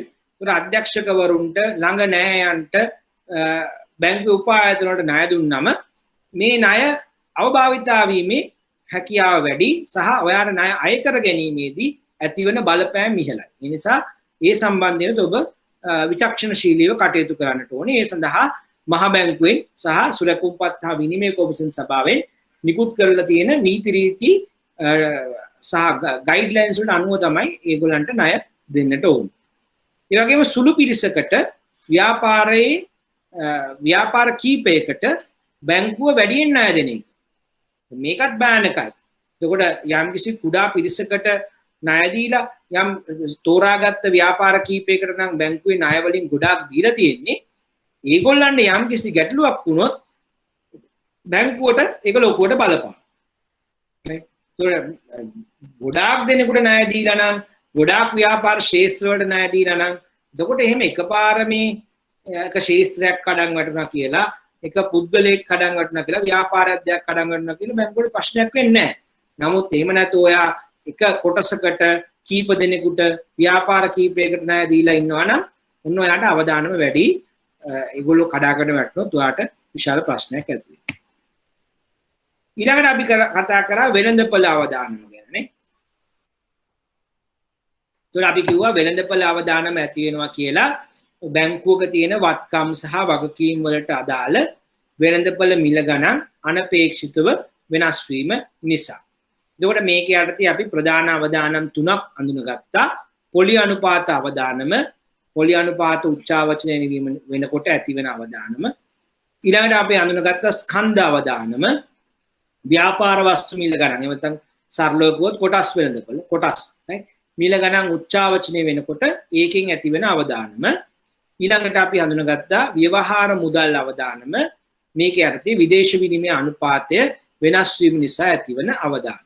ඒකට ප්‍රධාන වශයෙන් ඉන්ට්‍රස්ට් රේට් එක, එක්ස්චේන්ජ් රේට් එක, ස්ටොක් ප්‍රයිසස් මේවා වෙනස් වෙනකොට ඔයාට ඇතිවෙන අවදානම. එතකොට ණය වෙළඳපොළ, ස්කන්ධ වෙළඳපොළ, විදේශ විනිමය වෙළඳපළ තුල තමන්ගේ ව්‍යාපාර කටයුතු කරගෙන යනකොට මේ ආකාරයට ඔබට මේ අවදානම් වලට ලක් වෙන්නට සිදු වෙනවා. ඒකට ඒ අනුව අපි මේ වෙළඳපළ අවදානම ගැන කතා කරා. සරලව අපි කීපයක් බැලුවොත් එහෙම ස්ථාවර පොලියක් අය කරන දිගු හා මධ්‍ය ණය පරිමාව අධික කෙටි කාලීන තැන්පත් ප්‍රමාණය ඉහළ මට්ටමක තියෙන බැංකුවකට වෙන තත්ත්වය මොකක්ද කියන. පළවෙනි එක තමයි වෙළඳපොළ පොලි අනුපාත ඉහළ යනකොට මේගොල්ලෝ පාඩු ලබනවා. ඇයි මේගොල්ලෝ ගන්නේ ස්ථාවර පොලි අනුපාතය. හරි. ස්ථාවර පොලි අනුපාතයක් තියෙන දිගු හා මධ්‍ය ණය පරිමාව. එතකොට මේ වෙළඳපොළ පොලි අනුපාත ඉහළ යනවා.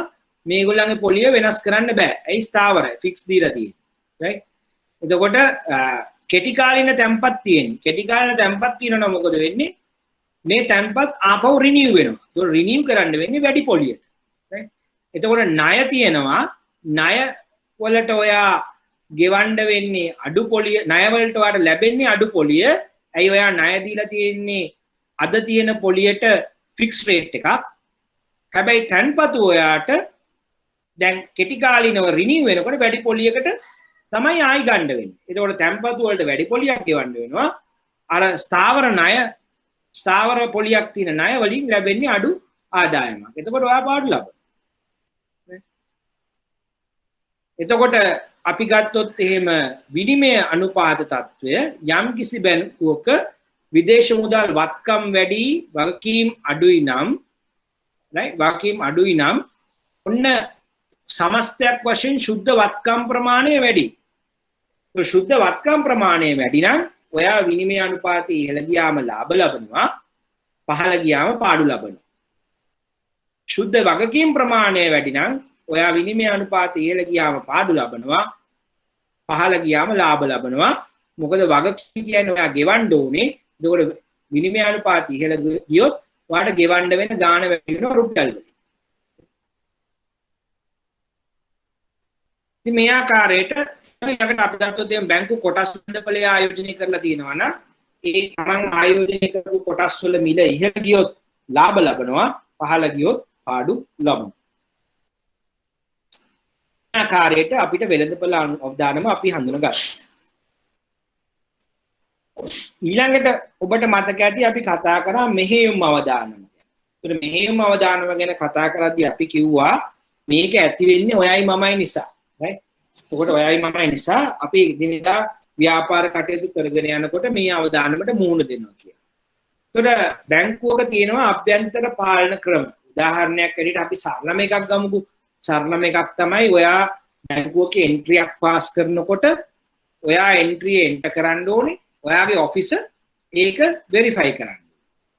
එතකොට ඒ එක එක ඔෆිසර්ස්ලාට තියෙනවා යම් යම් සීමාවන්.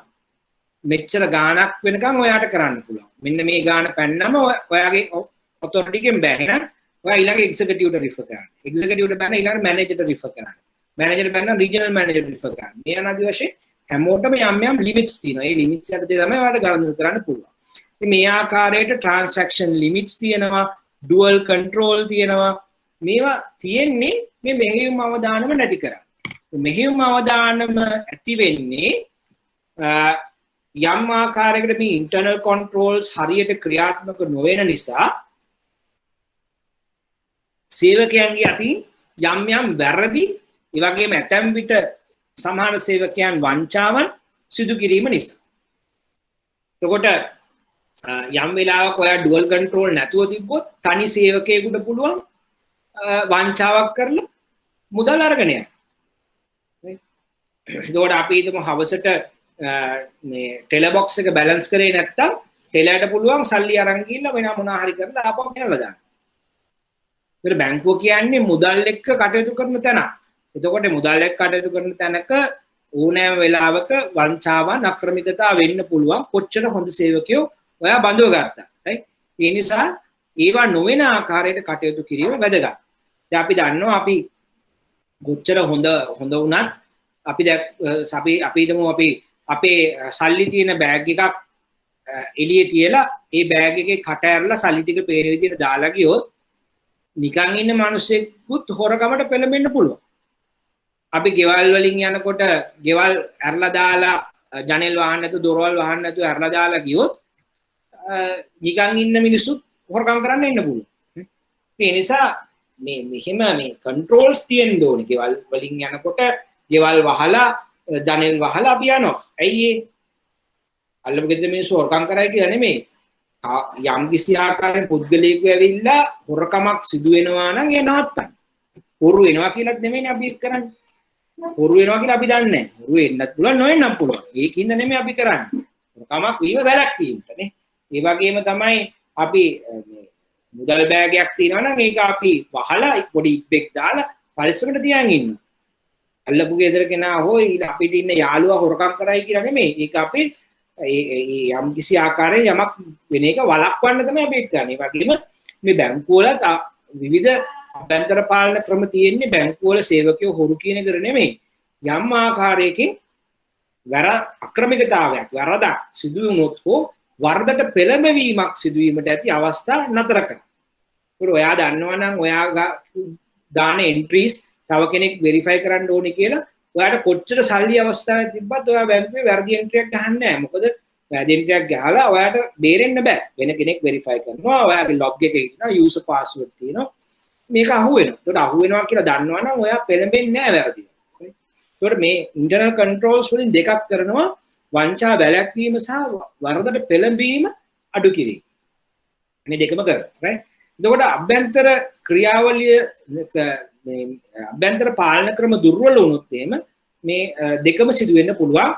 සේවකයන් අතින් වංචා සිදුවීම, අක්‍රමිකතා සිදුවීම සහ වැරදි. දැන් මේක වරදින්නත් පුළුවන් නේ. දැන් ඔබට ලක්ෂ 2කට එන එකේ එක බිඳුවක් වැඩි වුණොත් 2 මිලියන්.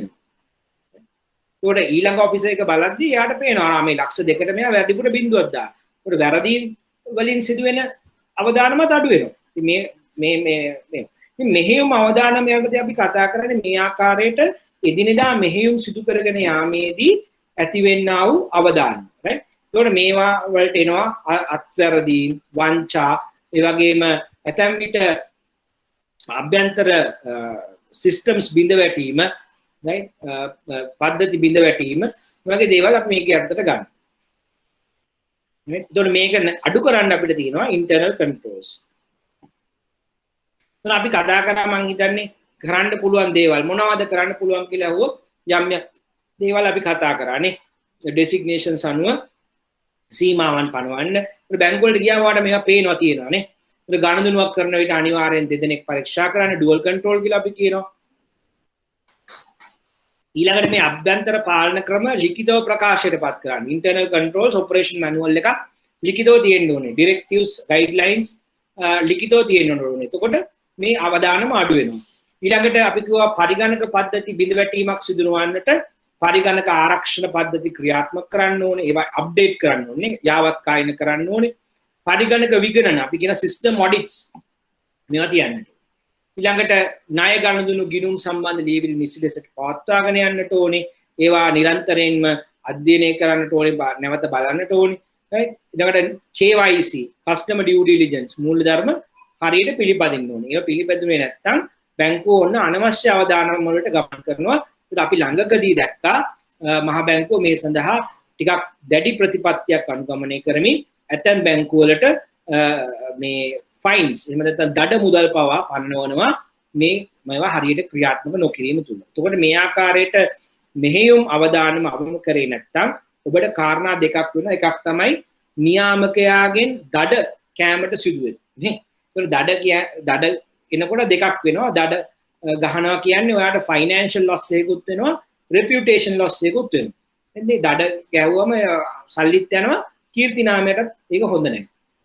ඊළඟට අනිත් පැත්තෙන් ලොකු රෙපියුටේෂන් ලොසස් එන්න පුළුවන්. උදාහරණයකට යම් කිසි බැංකුවකට ඔයාට ආරංචි වුණා මේ බැංකුවේ හොරකමක් වෙලා, මේ බැංකුවේ ස්ටාෆ් එකේ හොරකමක් කරලා තියෙනවා, මේ බැංකුවේ ඩේටා ලීක් වෙලා, මේ බැංකුවේ සිස්ටම් එක කඩන් වැටිලා. මෙහෙම ගියොත් ඒක කීර්ති නාමයට හොඳ නැහැ නේ. ඒතකොට රෙපියුටේෂන් ලොස් එකක් එනවා. ඒ තුල අර මහජන විශ්වාසය කියන එකට බලපෑම් එල්ල වෙනවා. ඉතින් මේ නිසා මේ මෙහෙයුම් අවදානම අනිවාර්යෙන් පාලනය කරන්නට ඕනේ. ඊළඟට අපි ගියේ කතා කරන්න ද්‍රවශීලතා අවදානම. right ඒතකොට ද්‍රවශීලතා අවදානම කියලා අපි කිව්වේ හැම වෙලාවෙම තමන්ගේ වගකීම් ඇති වෙනකොට ඒවා ගෙවා ගන්නට නොහැකි වීම නේ. එතකොට අද ගණනුකරුවෝ කෙනවා මගේ ඩිපොසිට්ස් දෙන්න කියලා අපිට දී ගන්න බැරුව යනවා. එහෙම දී ගන්න බැරුව යනවා නම් ඔන්න ප්‍රශ්නයක්. එතකොට ඒකෙදි අපි කියන ඔන්න දැන් මේ උදවශීලතා අවදානමක්. දැන් වගකීමක් ගෙවන්න කියලා ගණනුකරුවෙක් ඉල්ලනවා. බැංකුවට ගෙවා ගන්න බෑ. බැංකුව කියන පස්සේ එන්න හෙට එන්න. ගෙවා ගන්න මුදල්. ඊළඟට අපි කිව්වා සමහරක් වෙන්න පුළුවන් ඔය ලෝන්ස් දෙනවා. අපි කියනවා හරි ලක්ෂ 10ක ලෝන් එකක් ඇප්‍රූව්. ඉතින් කස්ටමර් ඇවිල්ලා කියන එහෙනම් මට දැන් මේ ලක්ෂ 10 ලෝන් එකේ ලක්ෂ 5ක් දැන් දෙන්න. එන්න කිව්වා අපි කියන ලෝන් එක ඇප්‍රූව් තමයි. හැබැයි තාම සල්ලි දෙන්න බෑ පස්සේ. ඒකට ඔන්න දැන් ඔයාලට වගකීම් පියව ගන්න බෑ. මුදල් නැහැ. අන්න ඒ වගේ වෙලාවක අපි කියන ද්‍රවශීලතා අවදානයටපත් වෙනවා කියලා. ඒකට ද්‍රවශීලතා අවදානයකට ලක් වුණොත් එදිනෙදා ව්‍යාපාර කටයුතු කරගෙන යාමේදී ගැටලු ඇති වෙනවා. ඒක ඊළඟට මහජන විශ්වාසය බිඳ වැටීමට හේතුවක් වෙනවා. ඒ තුල ඔන්න ඔබට විශාල ගැටලුවක් ඇති වෙනවා. එතකොට මේ ද්‍රවශීලතා ගැටලුවක් ඇති වුණාම ප්‍රධාන වශයෙන්ම ඔබට දෙකක් කරන්නට පුළුවන්. එකක් තමයි වත්කම් කළමනාකරණය. එතකොට බැංකුවේ තියෙන වත්කම් උගසට තබා හෝ විකුණා මුදල් ලබා ගැනීම. ඉතින් අපි දන්නවා මේකෙදි ඔබට පුළුවන් ඔබගේ සුරකුම්පත් මහ බැංකුවට අපේට තියලා මුදල් ගන්න, සුරකුම්පත් අපේට තියලා වෙනස් බැංකුවකින් මුදල් ගන්න මේ විදිහට ඔබට ඔබගේ වත්කම් උගසට තබා හෝ විකුණලා එහෙම නැත්නම් තමන්ගේ තියෙන කොටස් විකුණලා එහෙම නැත්නම් සුරකුම්පත් විකුණලා විතික වෙල්මකලේ ඔබට ඒක කළමනාකරණය කරන්න පුළුවන්. දෙක තමයි වගකීම් කළමනාකරණය. දැන් එතකොට ඔබට ද්‍රවශීලතා ගැටලුවක් තියෙනවා නම් ඔබට පුළුවන් කෙටි කාලික ණයක් ගන්න. අපි දන්නවා අන්තර් බැංකු ඒක්ෂණ වෙළඳපොළට ගිහලා ඔබට පුළුවන් කෙටි කාලික ණයක් අරගෙන ඔබගේ මේ ද්‍රවශීලතා අවශ්‍යතාවය ඉටු කරගන්න. එතකොට ඔබ වගකීමක් ඇති කරගන්නවා. ඒ ඇති කරගත්ත වගකීම ඔබ පියවන්න. ඊළඟ මහා බැංකුවේ නිත්‍ය ණය පහසුකම්. මේ ආකාරයට වගකීම් කළමනාකරණය කරලා ඔයාට මේ ප්‍රශ්نين ගොඩ එන්නට පුළුවන්. right? එතකොට මේ ප්‍රශ්නේ ඇති වෙන්න හේතු වෙන කාරණා කීපයකට අපි කතා කරා. එකක් තමයි අනපේක්ෂිත පරිදි තැන්පත්කරුවෝ මුදල් ආපසු ගන්න. යම් කිසි වෙලාවක තැන්පත්කරුවන්ගේ විශ්වාසය හානි වීම නිසා හෝ යම් අනපේක්ෂිත හේතුවක් නිසා තැන්පත්කරුවෝ මුදල් විත්ඩ්‍රෝ කරනවා අපි හිතනවට වඩා. ඒතකොට ඔන්න අපිට ගැටලු ඇති වෙනවා. ගාන්ධිනුකරුවෝ ණය ගෙවන්න නැතුව පැහැර හරිනවා. ණය ගෙවන්න නැතුව පැහැර හැරීම අපි එක්ස්පෙක්ට් කරනවා අපිට මේ මුදල් අද හම්බෙයි කියලා හම්බ වෙන්නේ නැහැ. ඔන්න එතකොට ද්‍රවශීලතාව දානමකට යන්න පුළුවන්. ඊළඟට තවත් සුවිශේෂ දෙයක් තමයි අසම්භාව්‍ය වගකීම්. දැන් අපි අසම්භාව්‍ය වගකීම් ගොඩාක් තියන් ඉන්නවා නම් ඕෆ් බැලන්ස් ෂීට් අයිටම්ස් ගොඩාක් අපි ගාව තියෙනවා නම් එයින් කියන්නේ යම්කිසි වෙලාවක මේ අසම්භාව්‍ය වගකීම් ගෙවන්න වුණොත් ඔබ අවදානමකට යන්න පුළුවන්. උදාහරණයක් ඇරෙට ඔබ ගොඩාක් ලොකු බ්‍රෑන්ඩ් ගැරන්ටිස් දීලා තියෙනවා නම් එක කම්පැනි එකට මේ කම්පැනි එක පාර කඩාගෙන වැටුණොත් මේ බෑන්ක් ගැරන්ටිස් ඔක්කොටම ඔබට මුදල් ගෙවන්න වෙනවා. දැන් මොකද උනේ? අර අසම්භාව්‍ය වගකීම් එක පාර වගකීම් බවට පත් වුණා. කලින් ඒවට අර මුදල් ලෝන් උන්නේ නැහැ. දැන් අර මුදල් ලෝන් වෙනවා. ඔන්න ඔබට අවදානම ඇති වෙනවා. ඒකට මේ අසම්භාව්‍ය වගකීම් විශාල වශයෙන් ගැනීම සුදුසු නෑ. ඒ කළමනාකරණය කළ යුතුයි. මොකද එහෙම අරගත්තම යම්කිසි වෙලාවක එකවර ඔබට ඒවා ගෙවන්න වෙනකොට ද්‍රවශීලතා ගැටලු ඇති වෙන්නට පුළුවන්. එතකොට ද්‍රවශීලතා ගැටලු ඇති වෙන්න පුළුවන් තැන් තමයි තැන්පත්කරුවෝ මුදල් ඉල්ලුවම ගෙවන්න බැරි වෙන එක. ඊළඟට අනුමත කරපු ණය ඉල්ලුවම ගෙවන්න බැරි වෙන එක. බැංකුවට සේවා සපයන අයට ගෙවන්න බැරි වෙන එක වෙලාවට. මම මේ වගේ දේවල් අපිට පේනවා ද්‍රවශීලතා අවදානම් හැටියට. ඒතකොට මේ වගේ දේවල් නිසා ගනුදෙනුකරුවන්ගේ විශ්වාසය පළුදු වෙලා කීර්ති නාමයට හානි සිදු වෙන්නට පුළුවන්. ඒ ද්‍රවශීලතා අවදානම්. ඒතර අපි මහ බැංකු වාර්තාව දිහා බැලුවොත් එහෙම 2020 අපිට පේනවා බැංකු වල ණය ගත්තොත් එහෙම ණය වලින් 73.1%ක්ම ප්‍රධාන වශයෙන් ආර්ථිකීය අංශ 6ක් වෙත තමයි කේන්ද්‍රගත වෙලා තියෙන්නේ. right?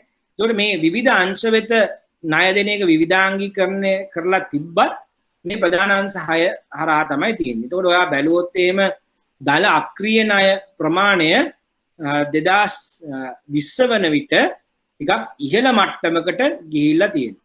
ඒතකොට දල අක්‍රීය ණය අනුපාතය ගත්තොත් මේක 6.9ක් විතර වෙන 4.9ක් වෙනකන් වැඩි වෙලා තියෙනවා. 4.9ක් වෙනකම් වැඩි වෙලා තියෙනවා. ඊළඟට අපි ගත්තොත් ශුද්ධ අක්‍රීය ණය අනුපාතිකය 2.4ක පමණයි පවතින්නේ. හැබැයි ඔයා ගත්තොත් එහෙම දල අක්‍රීය ණය ප්‍රමාණය ඔයාලට පේනවා එහි වර්ධනයක් පේනවා 2016 ඉඳලා ගත්තම පසුගිය කාලය තුල. එතකොට ප්‍රොවිෂන්ස් ගත්තොත් වෙන් කිරීම ගත්තොත් ඒකෙත් විශාල වර්ධනයක් ඔබට පේනවා. දැන් තවත් දෙයක් තමයි දැන් මේ වෙන විට මොරටෝරියම් නිසා යම්කිසි සහනයක් බැංකුවට ලැබිලා තිබෙනවා. නමුත් මේ කාලයේ අවසානයේදී අදාළ ව්‍යාපාරික කටයුතු නැවත යථා තත්ත්වයට පත් වෙලා මේ මුදල් ගෙවීමට නොහැකි වුණොත් එතනදී ලොකු ප්‍රශ්නයකට මුහුණ පාන්න සිදු වෙනවා.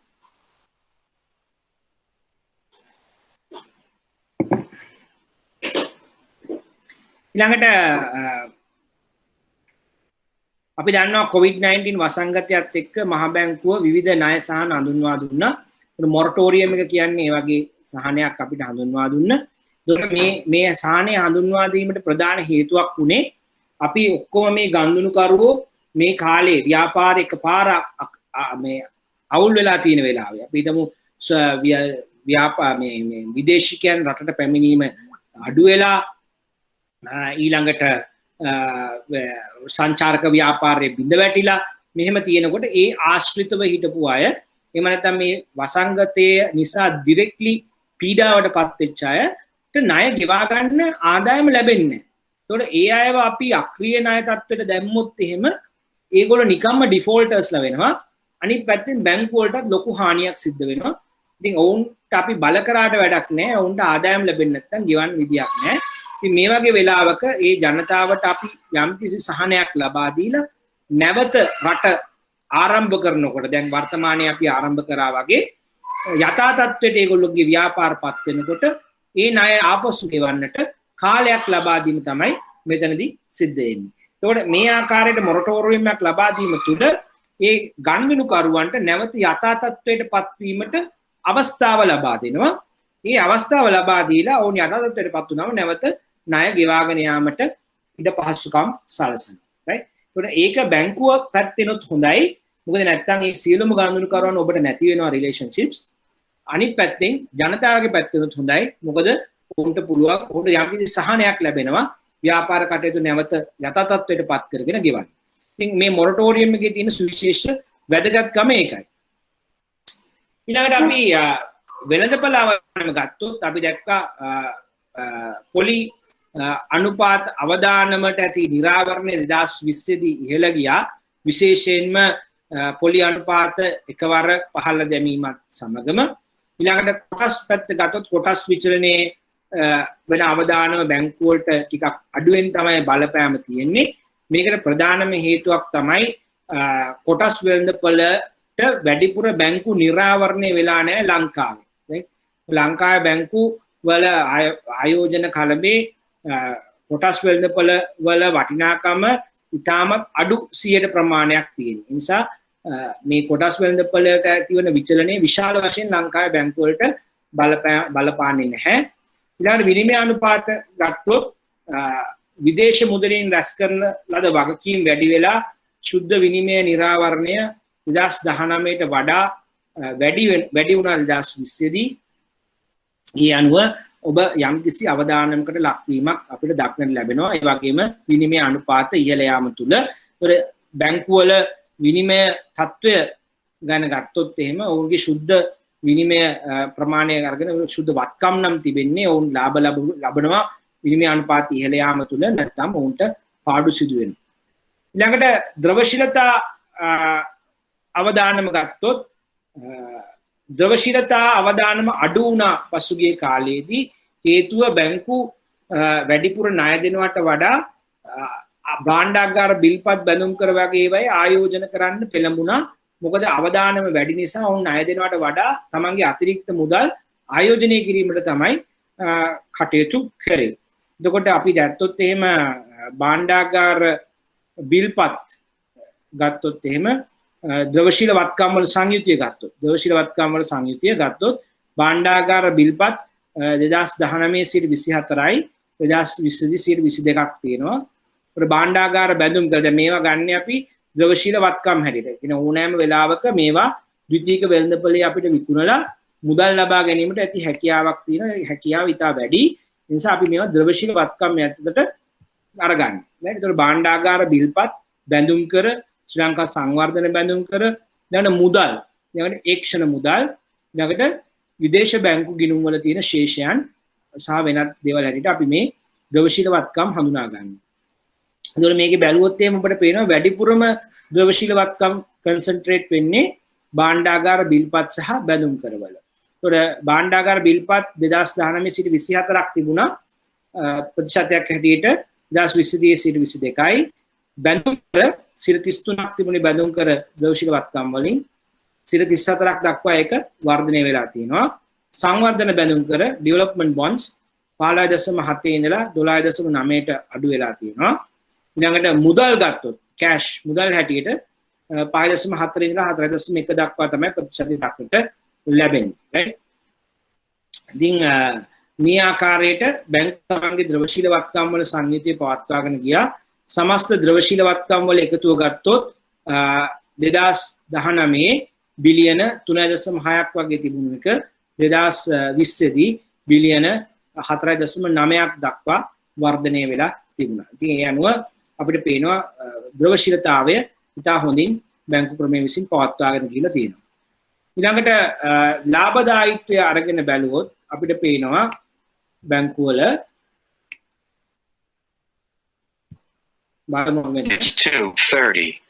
සමස්ත වශයෙන් ගත්තම මේ තියෙන්නේ පොලි වලින් ලැබුණු ආදායම ශුද්ධ පොලි ආදායම 431 බිලියන 2019 2020 දී ඒක 427ක් ලෙස පවතිනවා. right? ඒකට අපි දන්නවා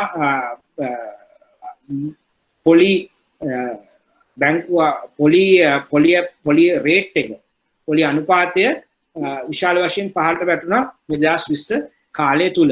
නමුත් හරියටම අපි බැලුවොත් මේ දිහා අපිට පේනවා මේක පහළ වැටුණත් විශාල බලපෑමක් එල්ල වෙලා නැති බව. ඒකට පොලි ආදායම ගත්තොත් බිලියන 1.2 ඉඳලා 1.1ක දක්වා පහළ බහැලා තියෙනවා. පොලි වියදම බිලියන 780 ඉඳලා 734 දක්වා පහළ බහැලා තියෙනවා. right? පොලි නොවන ආදායම් බිලියන 132 ඉඳලා බිලියන 142 දක්වා වැඩි වෙලා තියෙනවා. right? එතකොට මේ සියල්ලම අරගෙන බදු පසුලාභය ගත්තොත් බැංකු ක්‍රමේ බිලියන 111.7ක් ලෙස තිබුණේ 2019 2020 බිලියන 136ක් දක්වා වර්ධනය වෙලා තියෙනවා. ඒ අනුව අපිට පේනවා මේ ආර්ථික ගැටලුවක් තිබුණා වුණත් බැංකු Tamanගේ ලාභදායීත්වය ඉතා හොඳින් කළමනාකරණය කරලා තියෙනවායි කියලා 2020 වර්ෂයේ. ඊළඟට ලාභදායීත්වයේ දර්ශක අපි දක්වලා තියෙනවා. මේක මම එක්ස්ප්ලেইন කරන්න යන්නේ නැහැ. ඒකට මේ මහ බැංකු වාර්තාව දැන් ඕගොල්ලන්ට අප්ලෝඩ් කරා මම මේ සතියේ. මේ මහ බැංකු වාර්තාවේ මූල්‍යාංශයේ ක්‍රියාකාරීත්වය කියන ලෙසන් එක මේ චැප්ටර් එක මම අප්ඩේට් කරලා තියෙනවා. දැන් ඕගොල්ලන්ට ඒක කියවුවම ඒකේ හුඟක් දේවල් තේරෙන්න ඕනේ. ඒ වගේම මේකේ තියෙනවා මූල්‍යාංශයේ latest trends එහෙම නැත්නම් ප්‍රවණතා ඉදිරියේ කරන්න යන දේවල් මේ ස්කෑනර් තියෙනවා. ඉතින් මේ මැටීරියල් එක ඔබ කියවන්න. right? ඒක කියවන එක ඔබට අතිශයින් වැදගත් විභාගයට. මොකද විභාගයේදී මේවා ඩිරෙක්ට් ප්‍රශ්න වගේම latest trends වලින් ඔබෙන් ප්‍රශ්න අහන්න පුළුවන්. ඒ නිසා ඒක කියවන්න. ඒකේ ඉංග්‍රීසි version එකයි සිංහල version එකයි දෙකම මම අප්ලෝඩ් කරා. ඒතකොට යම් තැනක ඔබට සිංහල version එකේ ගැටලුවක් තියෙනවා නම් ඔබට පුළුවන් ඉංග්‍රීසි version එකට ගිහිල්ලා ඒක තවදුරටත් අධ්‍යයනය කරන්න. ඊළඟට අපි ආවා මේ අවදානම් කළමනාකරණය කිරීම ගැන කතා කරන්න. එතකොට ණය අවදානම ගත්තොත් අපි කිව්වා ඔබ පවතින සාපේක්ෂිත අක්‍රීය ණය ප්‍රතිශතය පුරෝකථනය කිරීම අතිශයින් වැදගත් වෙනවා කියලා. ඒකට අපිට ඒක බැංකුවකින් හැමදාම අපි බලනවා දැනට තියෙන අක්‍රීය ණය ප්‍රමාණය කොච්චරද ඉදිරියට කොච්චර වේද කියලා. මේක නිරන්තරයෙන්ම විමසීමට ලක් වෙන දෙයක් බැංකුවකදී. ඊළඟට ද්‍රවශීලතා අවදානම කළමනාකරණය කරන්න අපි විශේෂයෙන්ම වත්කම් හා වගකීම් අතර සමුච්චිත පරිණත කාල අසමානතාවය අපි ගණනය කිරීම සිදු කරනවා. එතකොට වෙළඳපොළ ගැන ගත්තොත් වත්කම් වගකීම් පරණත කාල අනුව පොලි පරතර විදේශ විනිමය වත්කම් වගකීම් ශුද්ධ තත්ත්වය වගේ දේවල් අධ්‍යයනය කරනවා. ඊළඟට මෙහෙයුම් අවදානම සම්බන්ධයෙන් ණය අනුමත කිරීමේ බලතර ඩෙලිගේටඩ් ඔතොරිටි කියලා අපි කියනවා. පවතින ක්‍රියාපටිපාටි වල දුර්වලතා හඳුනා ගැනීම. මේවට අපි කරනවා කන්ටිනියස් ඔඩිට්ස්. ඊළඟට සේවකයන්ගේ විශේෂඥ දැනුම ට්‍රේනින් ඇන්ඩ් ඩෙවලොප්මන්ට් හරහා මේක ඇඩ්‍රස් කරනවා. ඊළඟට පරිගණක ආරක්ෂණ වැඩපිළිවෙල සිස්ටම් සිකියුරිටිස්. ඊළඟට හදිසි බිඳ වැටීමකදී කොහොමද බැංකුව කටයුතු කරන්නේ? මේකට කියනවා බිස්නස් කන්ටිනියුටි ප්ලෑන් එකක් කියලා. ඊට හැම බැංකුවකම මේ බිස්නස් කන්ටිනියුටි ප්ලෑන් එක තියෙන්න ඕනේ.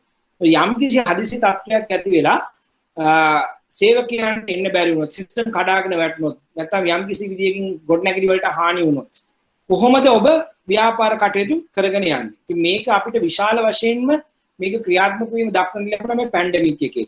එකපාර බ්‍රාන්චස් වහන්න වෙනවා. ඒතකොට කොහොමද ඔයා මේ බ්‍රාන්චස් ආපහු අරින්නේ? සේවකයෝ එකපාරට නිරෝධායනය වෙනවා. එන්න නැතු යනවා. ඉතින් කොහොමද ඒක කරන්නේ? ඉතින් මේ අනුව මේ බැංකු ශාස්ත්‍රයේ මේ බිස්නස් කන්ටිනියුටි ප්ලෑන් වල තියෙන වැදගත්කම විශාල වශයෙන් එක්ස්පීරියන්ස් කරා පසුගිය කාලේ. එතකොට මේ බිස්නස් කන්ටිනියුටි ප්ලෑන් එක කියන්නේ යම් කිසි ගැටලුවක් ඇති වුණොත් කොහොමද ඔයා බිස්නස් එක කන්ටිනියු කරන්නේ?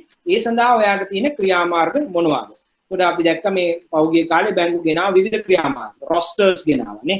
ඒකට කොටසක් වැඩට එනවා කොටසක් ගෙදර ඉන්නවා. ඊළඟට work from home යම් කිසි කොටසක් බැංකුවේ පරිශ්‍රයේ වැඩ කරනවා, තව කොටසක් ගෙදර ඉඳන් වැඩ කරනවා. ඒ වගේම different branches යම් කිසි කොටසක් මේ අපි තුමු හෙඩ් ඔෆිස් එකේ ඩිපාර්ට්මන්ට් එක අය ඩිපාර්ට්මන්ට් එකේ වැඩ කරන ගමන් තව පිරිසක් බ්‍රාන්ච් එකේ වැඩ කරනවා. මේ ආකාරයෙන් වශයෙන් විවිධ බිස්නස් කන්ටිනියුටි ප්ලෑන්ස් අපිට දක්වන්න ලැබුණ පසුගිය කාලයේදී ගෙනියනවා. මොකද අපි විශාල අර්බුදයකට මුහුණ දෙන නිසා. දැන් ඊළඟට තව තියෙනවා ඩිසාස්ටර් රිකවරි ප්ලෑන්. ඩිසාස්ටර් කියලා කියන්නේ යම් කිසි හේතුවක් මත සම්පූර්ණයෙන්ම ව්‍යාපාර කටයුත්ත කඩාගෙන වැටෙනවා. කඩාගෙන වැටුනම කොහොමද ඔයා ආපහු ගොඩ එන්නේ? අපි මේවා කියන DR sites කියලානේ. ඒක අපි හිතමු අපේ සිස්ටම් එක. අපේ සිස්ටම් එකේ තමයි ගනුදෙනුකරුවන්ගේ දත්ත, තොරතුරු, මූල්‍ය ගනුදෙනු තියෙන්නේ. යම් කිසි වෙලාවක සිස්ටම් එක ක්‍රෑෂ් වුණොත්, විනාශ වුණොත් කොහොමද ඔයා ආපහු ගොඩ එන්නේ? අන්න ඒවට අපි කරනවා මොකද්ද? අපි මේ සිස්ටම් එකේම බෑකප් සිස්ටම් එකක් හදනවා වෙනත් තැන. ඒතකොට මේ සිස්ටම් එක තියෙන හෙඩ් ඔෆිස් එකේ නම් තවත් වෙනත් දුර තැනක අපි ඒ වගේම සිස්ටම් එකක් හදලා data backup කරනවා. right real time backup කරනවා. එහෙම නැත්නම් යම් කාල පරතරයක් අතර backup කරනවා. ඊට backup කරගෙන යනවා. හැම වෙලාවෙම මේ පැත්තේ සිදුවෙන ගණන්දුණු එක අර සිස්ටම් එකෙත් backup වෙනවා. ඒතකොට යම් කිසි වෙලාවක අපේ main සිස්ටම් එක කඩාගෙන වැටුණොත් අපිට පුළුවන් ටක් ගාලා backup සිස්ටම් එක අප් කරලා අර තිබුණු දත්ත වාර්තා ඔක්කොම ආපහු අරගන්න. ඉතින් මේ වගේම ඩොකියුමන්ට්ස් කොහොමද ඔයා මැනේජ් කරන්නේ? රෙකෝඩ්ස් කොහොමද ඔයා CDs 30 වල CD 30 වල හෝ යම් කිසි ක්‍රමයකින් ස්ටෝර් කරන්නේ? මේ සියල්ලම මේ මෙහෙයුම් අවදානමේ යටතේ තමයි අපි කතා කරන්නේ. එතකොට මම දැක්ක සමහර ප්‍රශ්න පත්‍රවල මේ බිස්නස් කන්ටිනියුටි ප්ලෑන් කියන්නේ මොකක්ද? right disaster recovery plan කියන්නේ මොකක්ද කියලා ප්‍රශ්න අහලා තිබුණා. මොකද ඒවා latest trends හැටියට අපි දැකපු නිසා පසුගිය කාලේ. right එතකොට බැංකුවක අවදානම කොහොමද අවදානමට මුහුණ දෙන්නේ කියලා ඔබ තීරණය කරන්නට ඕනේ. ඊළඟට අපි කිව්වා විවිධ අවදානම් අධ්‍යයනයට නිර්දේශ කරන්න බැංකුවල විවිධ කමිටීස් ඇති කරලා තියෙනවා. ඒක රෙගියුලේටර් විසින් කියපු අත්‍යවශ්‍ය කාරණයක්. ඒතර ඔයාලට තියෙනවා ක්‍රෙඩිට් පොලිසි එකට කමිටි එකක් තියෙනවා, ඉන්ටග්‍රේටඩ් රිස්ක් මැනේජ්මන්ට් කමිටි කියලා තියෙනවා. right මේ විදිහට මේ කමිටීස් රැස් වෙලා නිරන්තරයෙන් බැංකුවේ මූල දෙන අවදානම් ගැන අධ්‍යයනය කිරීම සිදු කරනවා ප්‍රායෝගිකව ව්‍යාපාර කටයුතු කරගෙන යනකොට. right ඒතර මේ ටික අපි කතා කරා. ඊළඟට අපි ආව ප්‍රධාන මාතෘකාවකට ප්‍රාග්ධනය කියලා. උන මොකක්ද ප්‍රාග්ධනය කියලා කියන්නේ? විනාඩියක් දෙන්න.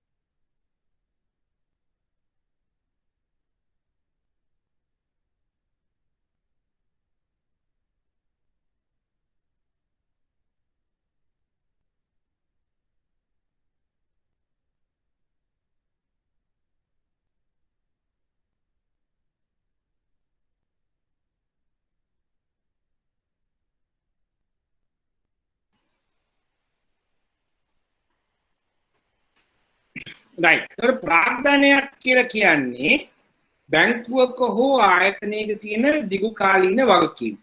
මේ වගකීම් හැටියට අපි සාමාන්‍යයෙන් ගන්නේ කොටස් හිමියෝ අයිතිකරුවෝ සපයලා තියෙන අරමුදල්. එතකොට මේ ප්‍රාග්ධනයේ යටතට අපිට ගන්න පුළුවන් අයිතිකරුවන්ගේ කොටස් ප්‍රාග්ධනය, ඊළඟට රඳවාගත් ලාභ සහ සංචිත. right? ඒතකොට මේවා ඇවිල්ලා අපේ දිගු කාලීන අරමුදල්. right? එතකොට මේ කොටස් ප්‍රාග්ධනය, රඳවාගත් ලාභ, සංචිත මේවා තමයි අපි ගන්න. එතකොට බැංකුවක් මුහුණ දෙන විවිධ පාඩු ගත්තොත් අපි හිතමු මේක මෙහියුම් වලදී සිදුවෙන පාඩු වෙන්න පුළුවන්, අක්‍රීය ණය නිසා වෙන පාඩු වෙන්න පුළුවන්, එහෙම නැත්නම් ආයෝජනය කරලා ඒ ආයෝජන වලින් ඇති වෙන පාඩු වෙන්න පුළුවන්. මේ පාඩු පියවන්න බැංකුවට ප්‍රමාණවත් ප්‍රාග්ධනයක් තියෙන්නට ඕනේ.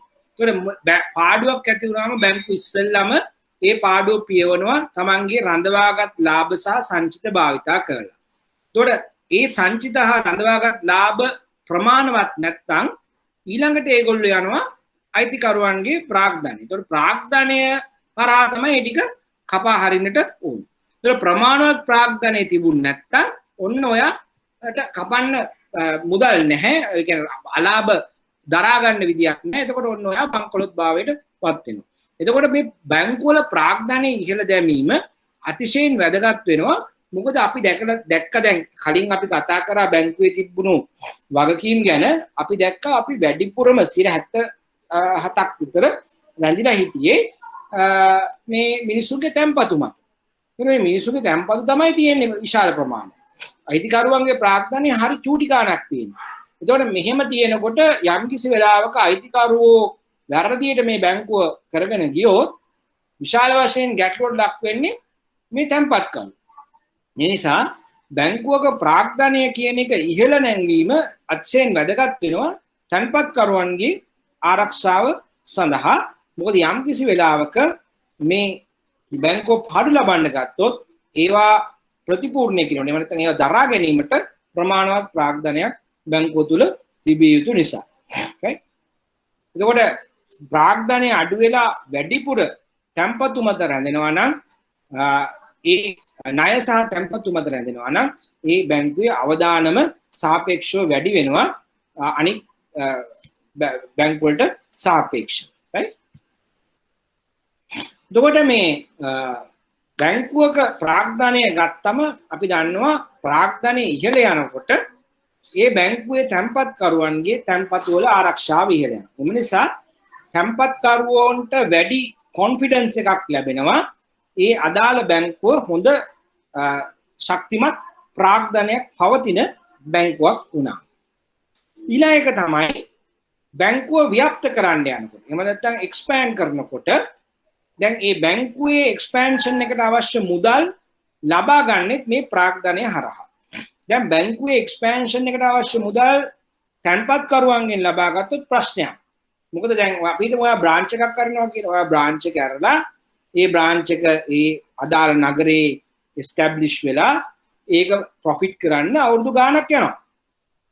එතකොට ඔයා මේක ෆයිනෑන්ස් කරොත් එහෙම මාස 3 මාස 6 අවුරුද්දේ ඩිපොසිට් වලින් ලොකු ප්‍රශ්නයක්. මොකද ඔයාලට අරකින් ආදායම එන්නේ නැහැ.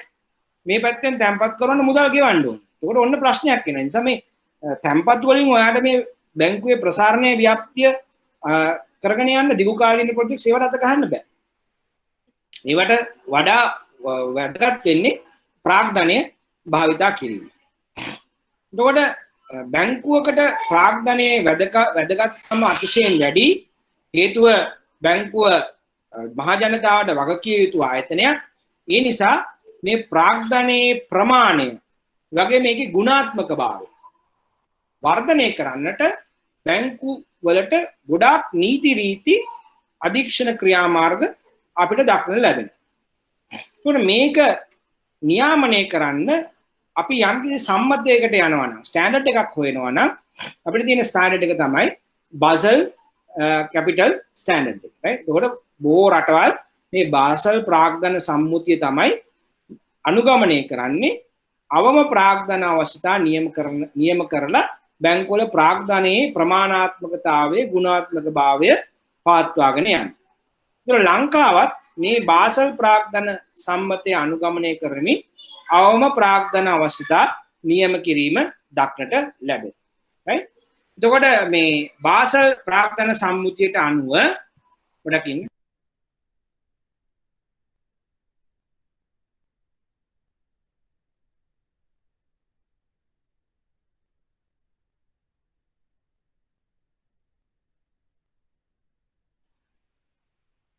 right.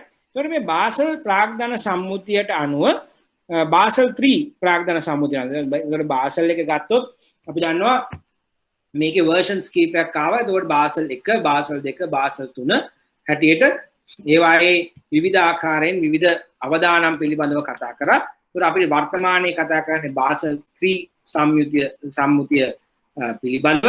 එතකොට බාසල් 3 සම්මුතිය අරගත්තොත් විනාඩි දෙන්න මට.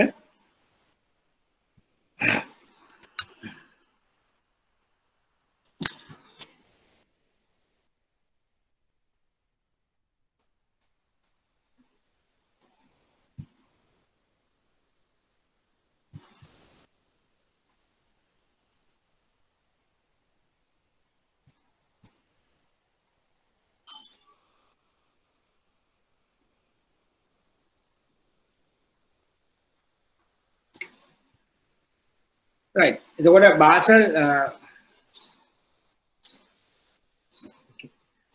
3 සම්මුතිය ගත්තොත් බාසල් 3 සම්මුතිය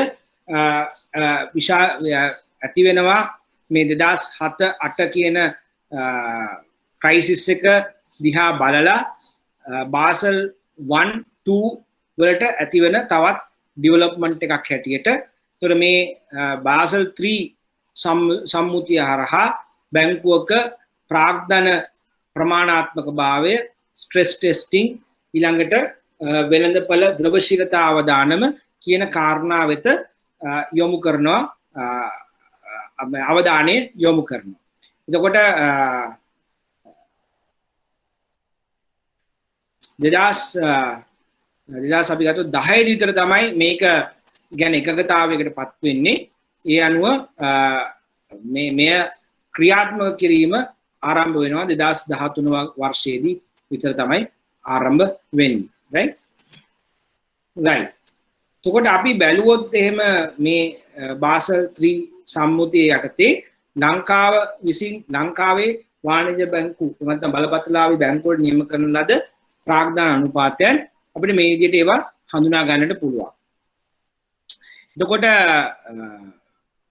අපි ගත්තොත් එහෙම ප්‍රාග්ධන අනුපාතයෙන් අපි දකිනවා ප්‍රාග්ධන ස්වාරක්ෂක ඇතුළු පළමු පෙළ සාමාන්‍ය ස්කන්ධ ප්‍රාග්ධනය 7% ලෙස පවත්වාගෙන යන්නට ඕනේ. ප්‍රාග්ධන සංරක්ෂණ ස්වාරක්ෂක ඇතුළත්ව සම්පූර්ණ පළමු පෙළ ප්‍රාග්ධනයේ 8.5ක පවත්වාගෙන යන්නට ඕනේ.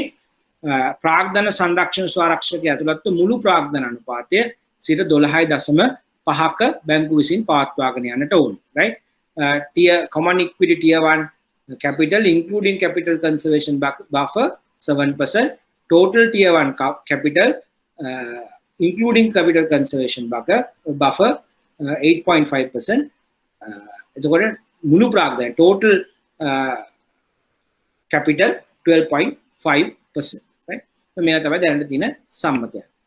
ඊළඟට දැන් මේ සම්මතය දැම්මට දැන් අපි දැක්ක බැංකු ශාස්ත්‍රයේ බැංකු දිහා බලද්දී බැංකු වර්ග දෙකක් දක්නට ලැබෙනවා.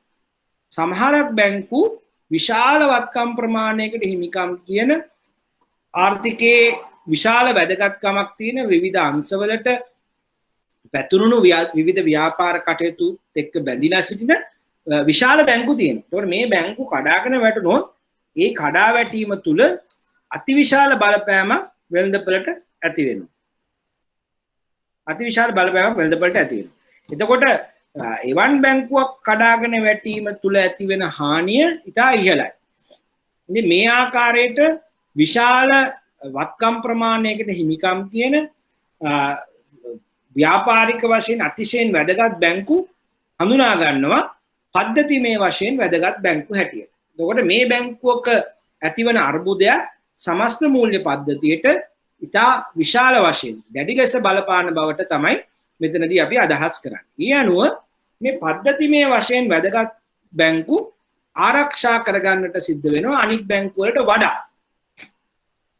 එහෙමනම් ඒගොල්ලන්ට සාමාන්‍ය බැංකු වලට වඩා වැඩි පාඩු දරා ගැනීමේ හැකියාවක් තියෙන්නට ඕනේ කියලා අපි තීරණය කරනවා. එතකොට සාමාන්‍ය බැංකු වලට වඩා මේ පද්ධතිමය වශයෙන් විශාල වැදගත්කමක් තියෙන ලොකු ඇසට්ස් ප්‍රමාණයක් තියෙන පද්ධතිමය වශයෙන් වැදගත් බැංකු වැඩිපුර ප්‍රාග්ධනය තියාගන්න ඕනේ කියන concept එකට ඇවිල්ලා ඒගොල්ලන්ට අපි ගේනවා higher loss absorption requirement එක. right? ඉහළ පාඩු දරා ගැනීමේ හැකියාව කියලා පොඩි ප්‍රීමියම් එකක් වැඩිපුර ගාණක් අපි කියනවා. එතකොට මේගොල්ලන්ට කියනවා මේ සාමාන්‍ය කට්ටියට තියෙන එකට වඩා වැඩිපුර මේ ඉහළ පාඩු දරා ගැනීමේ අවස්ථාවය නැත්නම් high loss absorption එකක් එකතු කරගන්න කියලා ඒකට.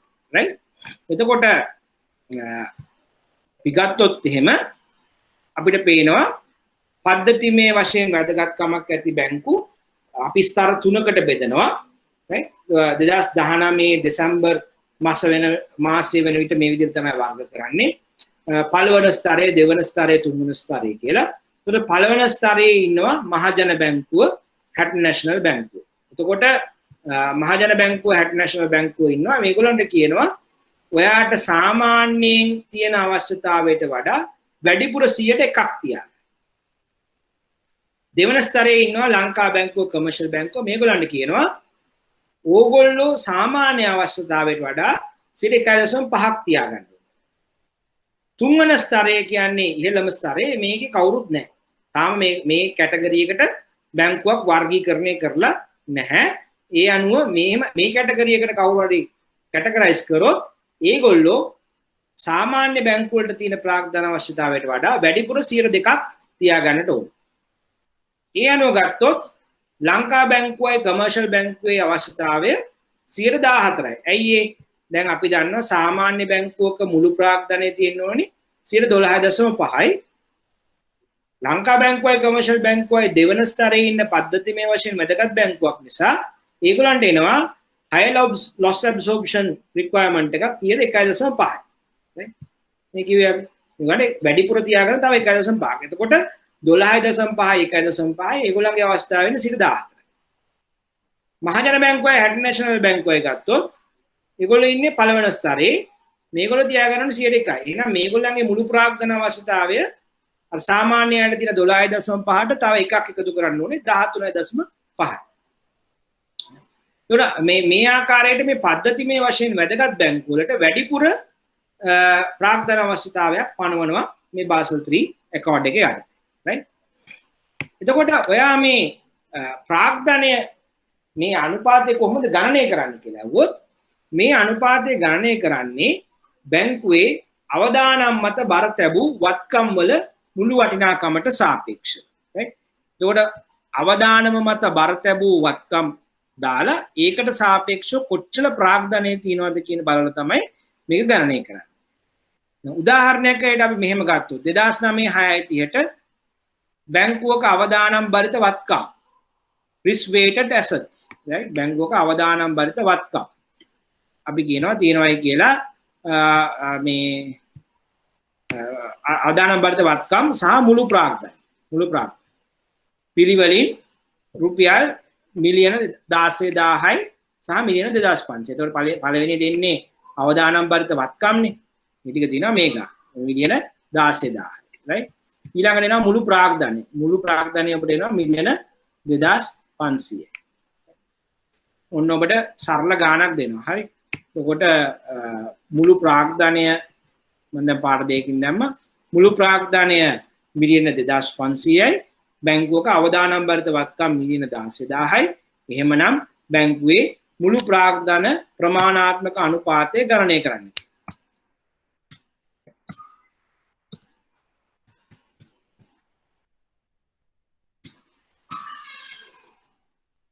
ගණනය කරන්න කියලා ඔබට කියනවා. right?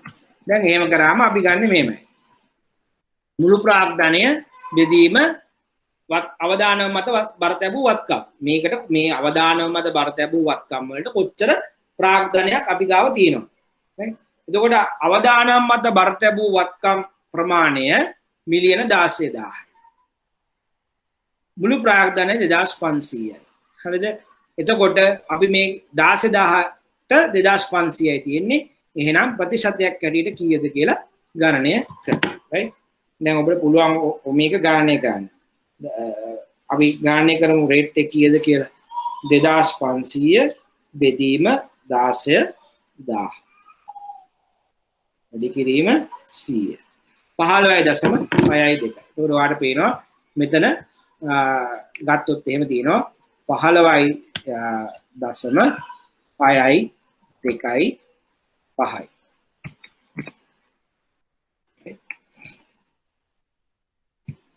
මේ වගේ පොඩි ගාණක් ඔබට ගණනය කරගන්න පුළුවන් වෙන්න ඕනේ. ඔබට මේ වගේ ගාණක් කලින් ඇවිල්ලා තියෙනවා විභාගයේදී. මේ වගේ පොඩි ගාණක් දුන්නොත් එහෙම ඔබ මතක තියාගන්න කොහොමද මේක කැල්කියුලේට් කරන්නේ.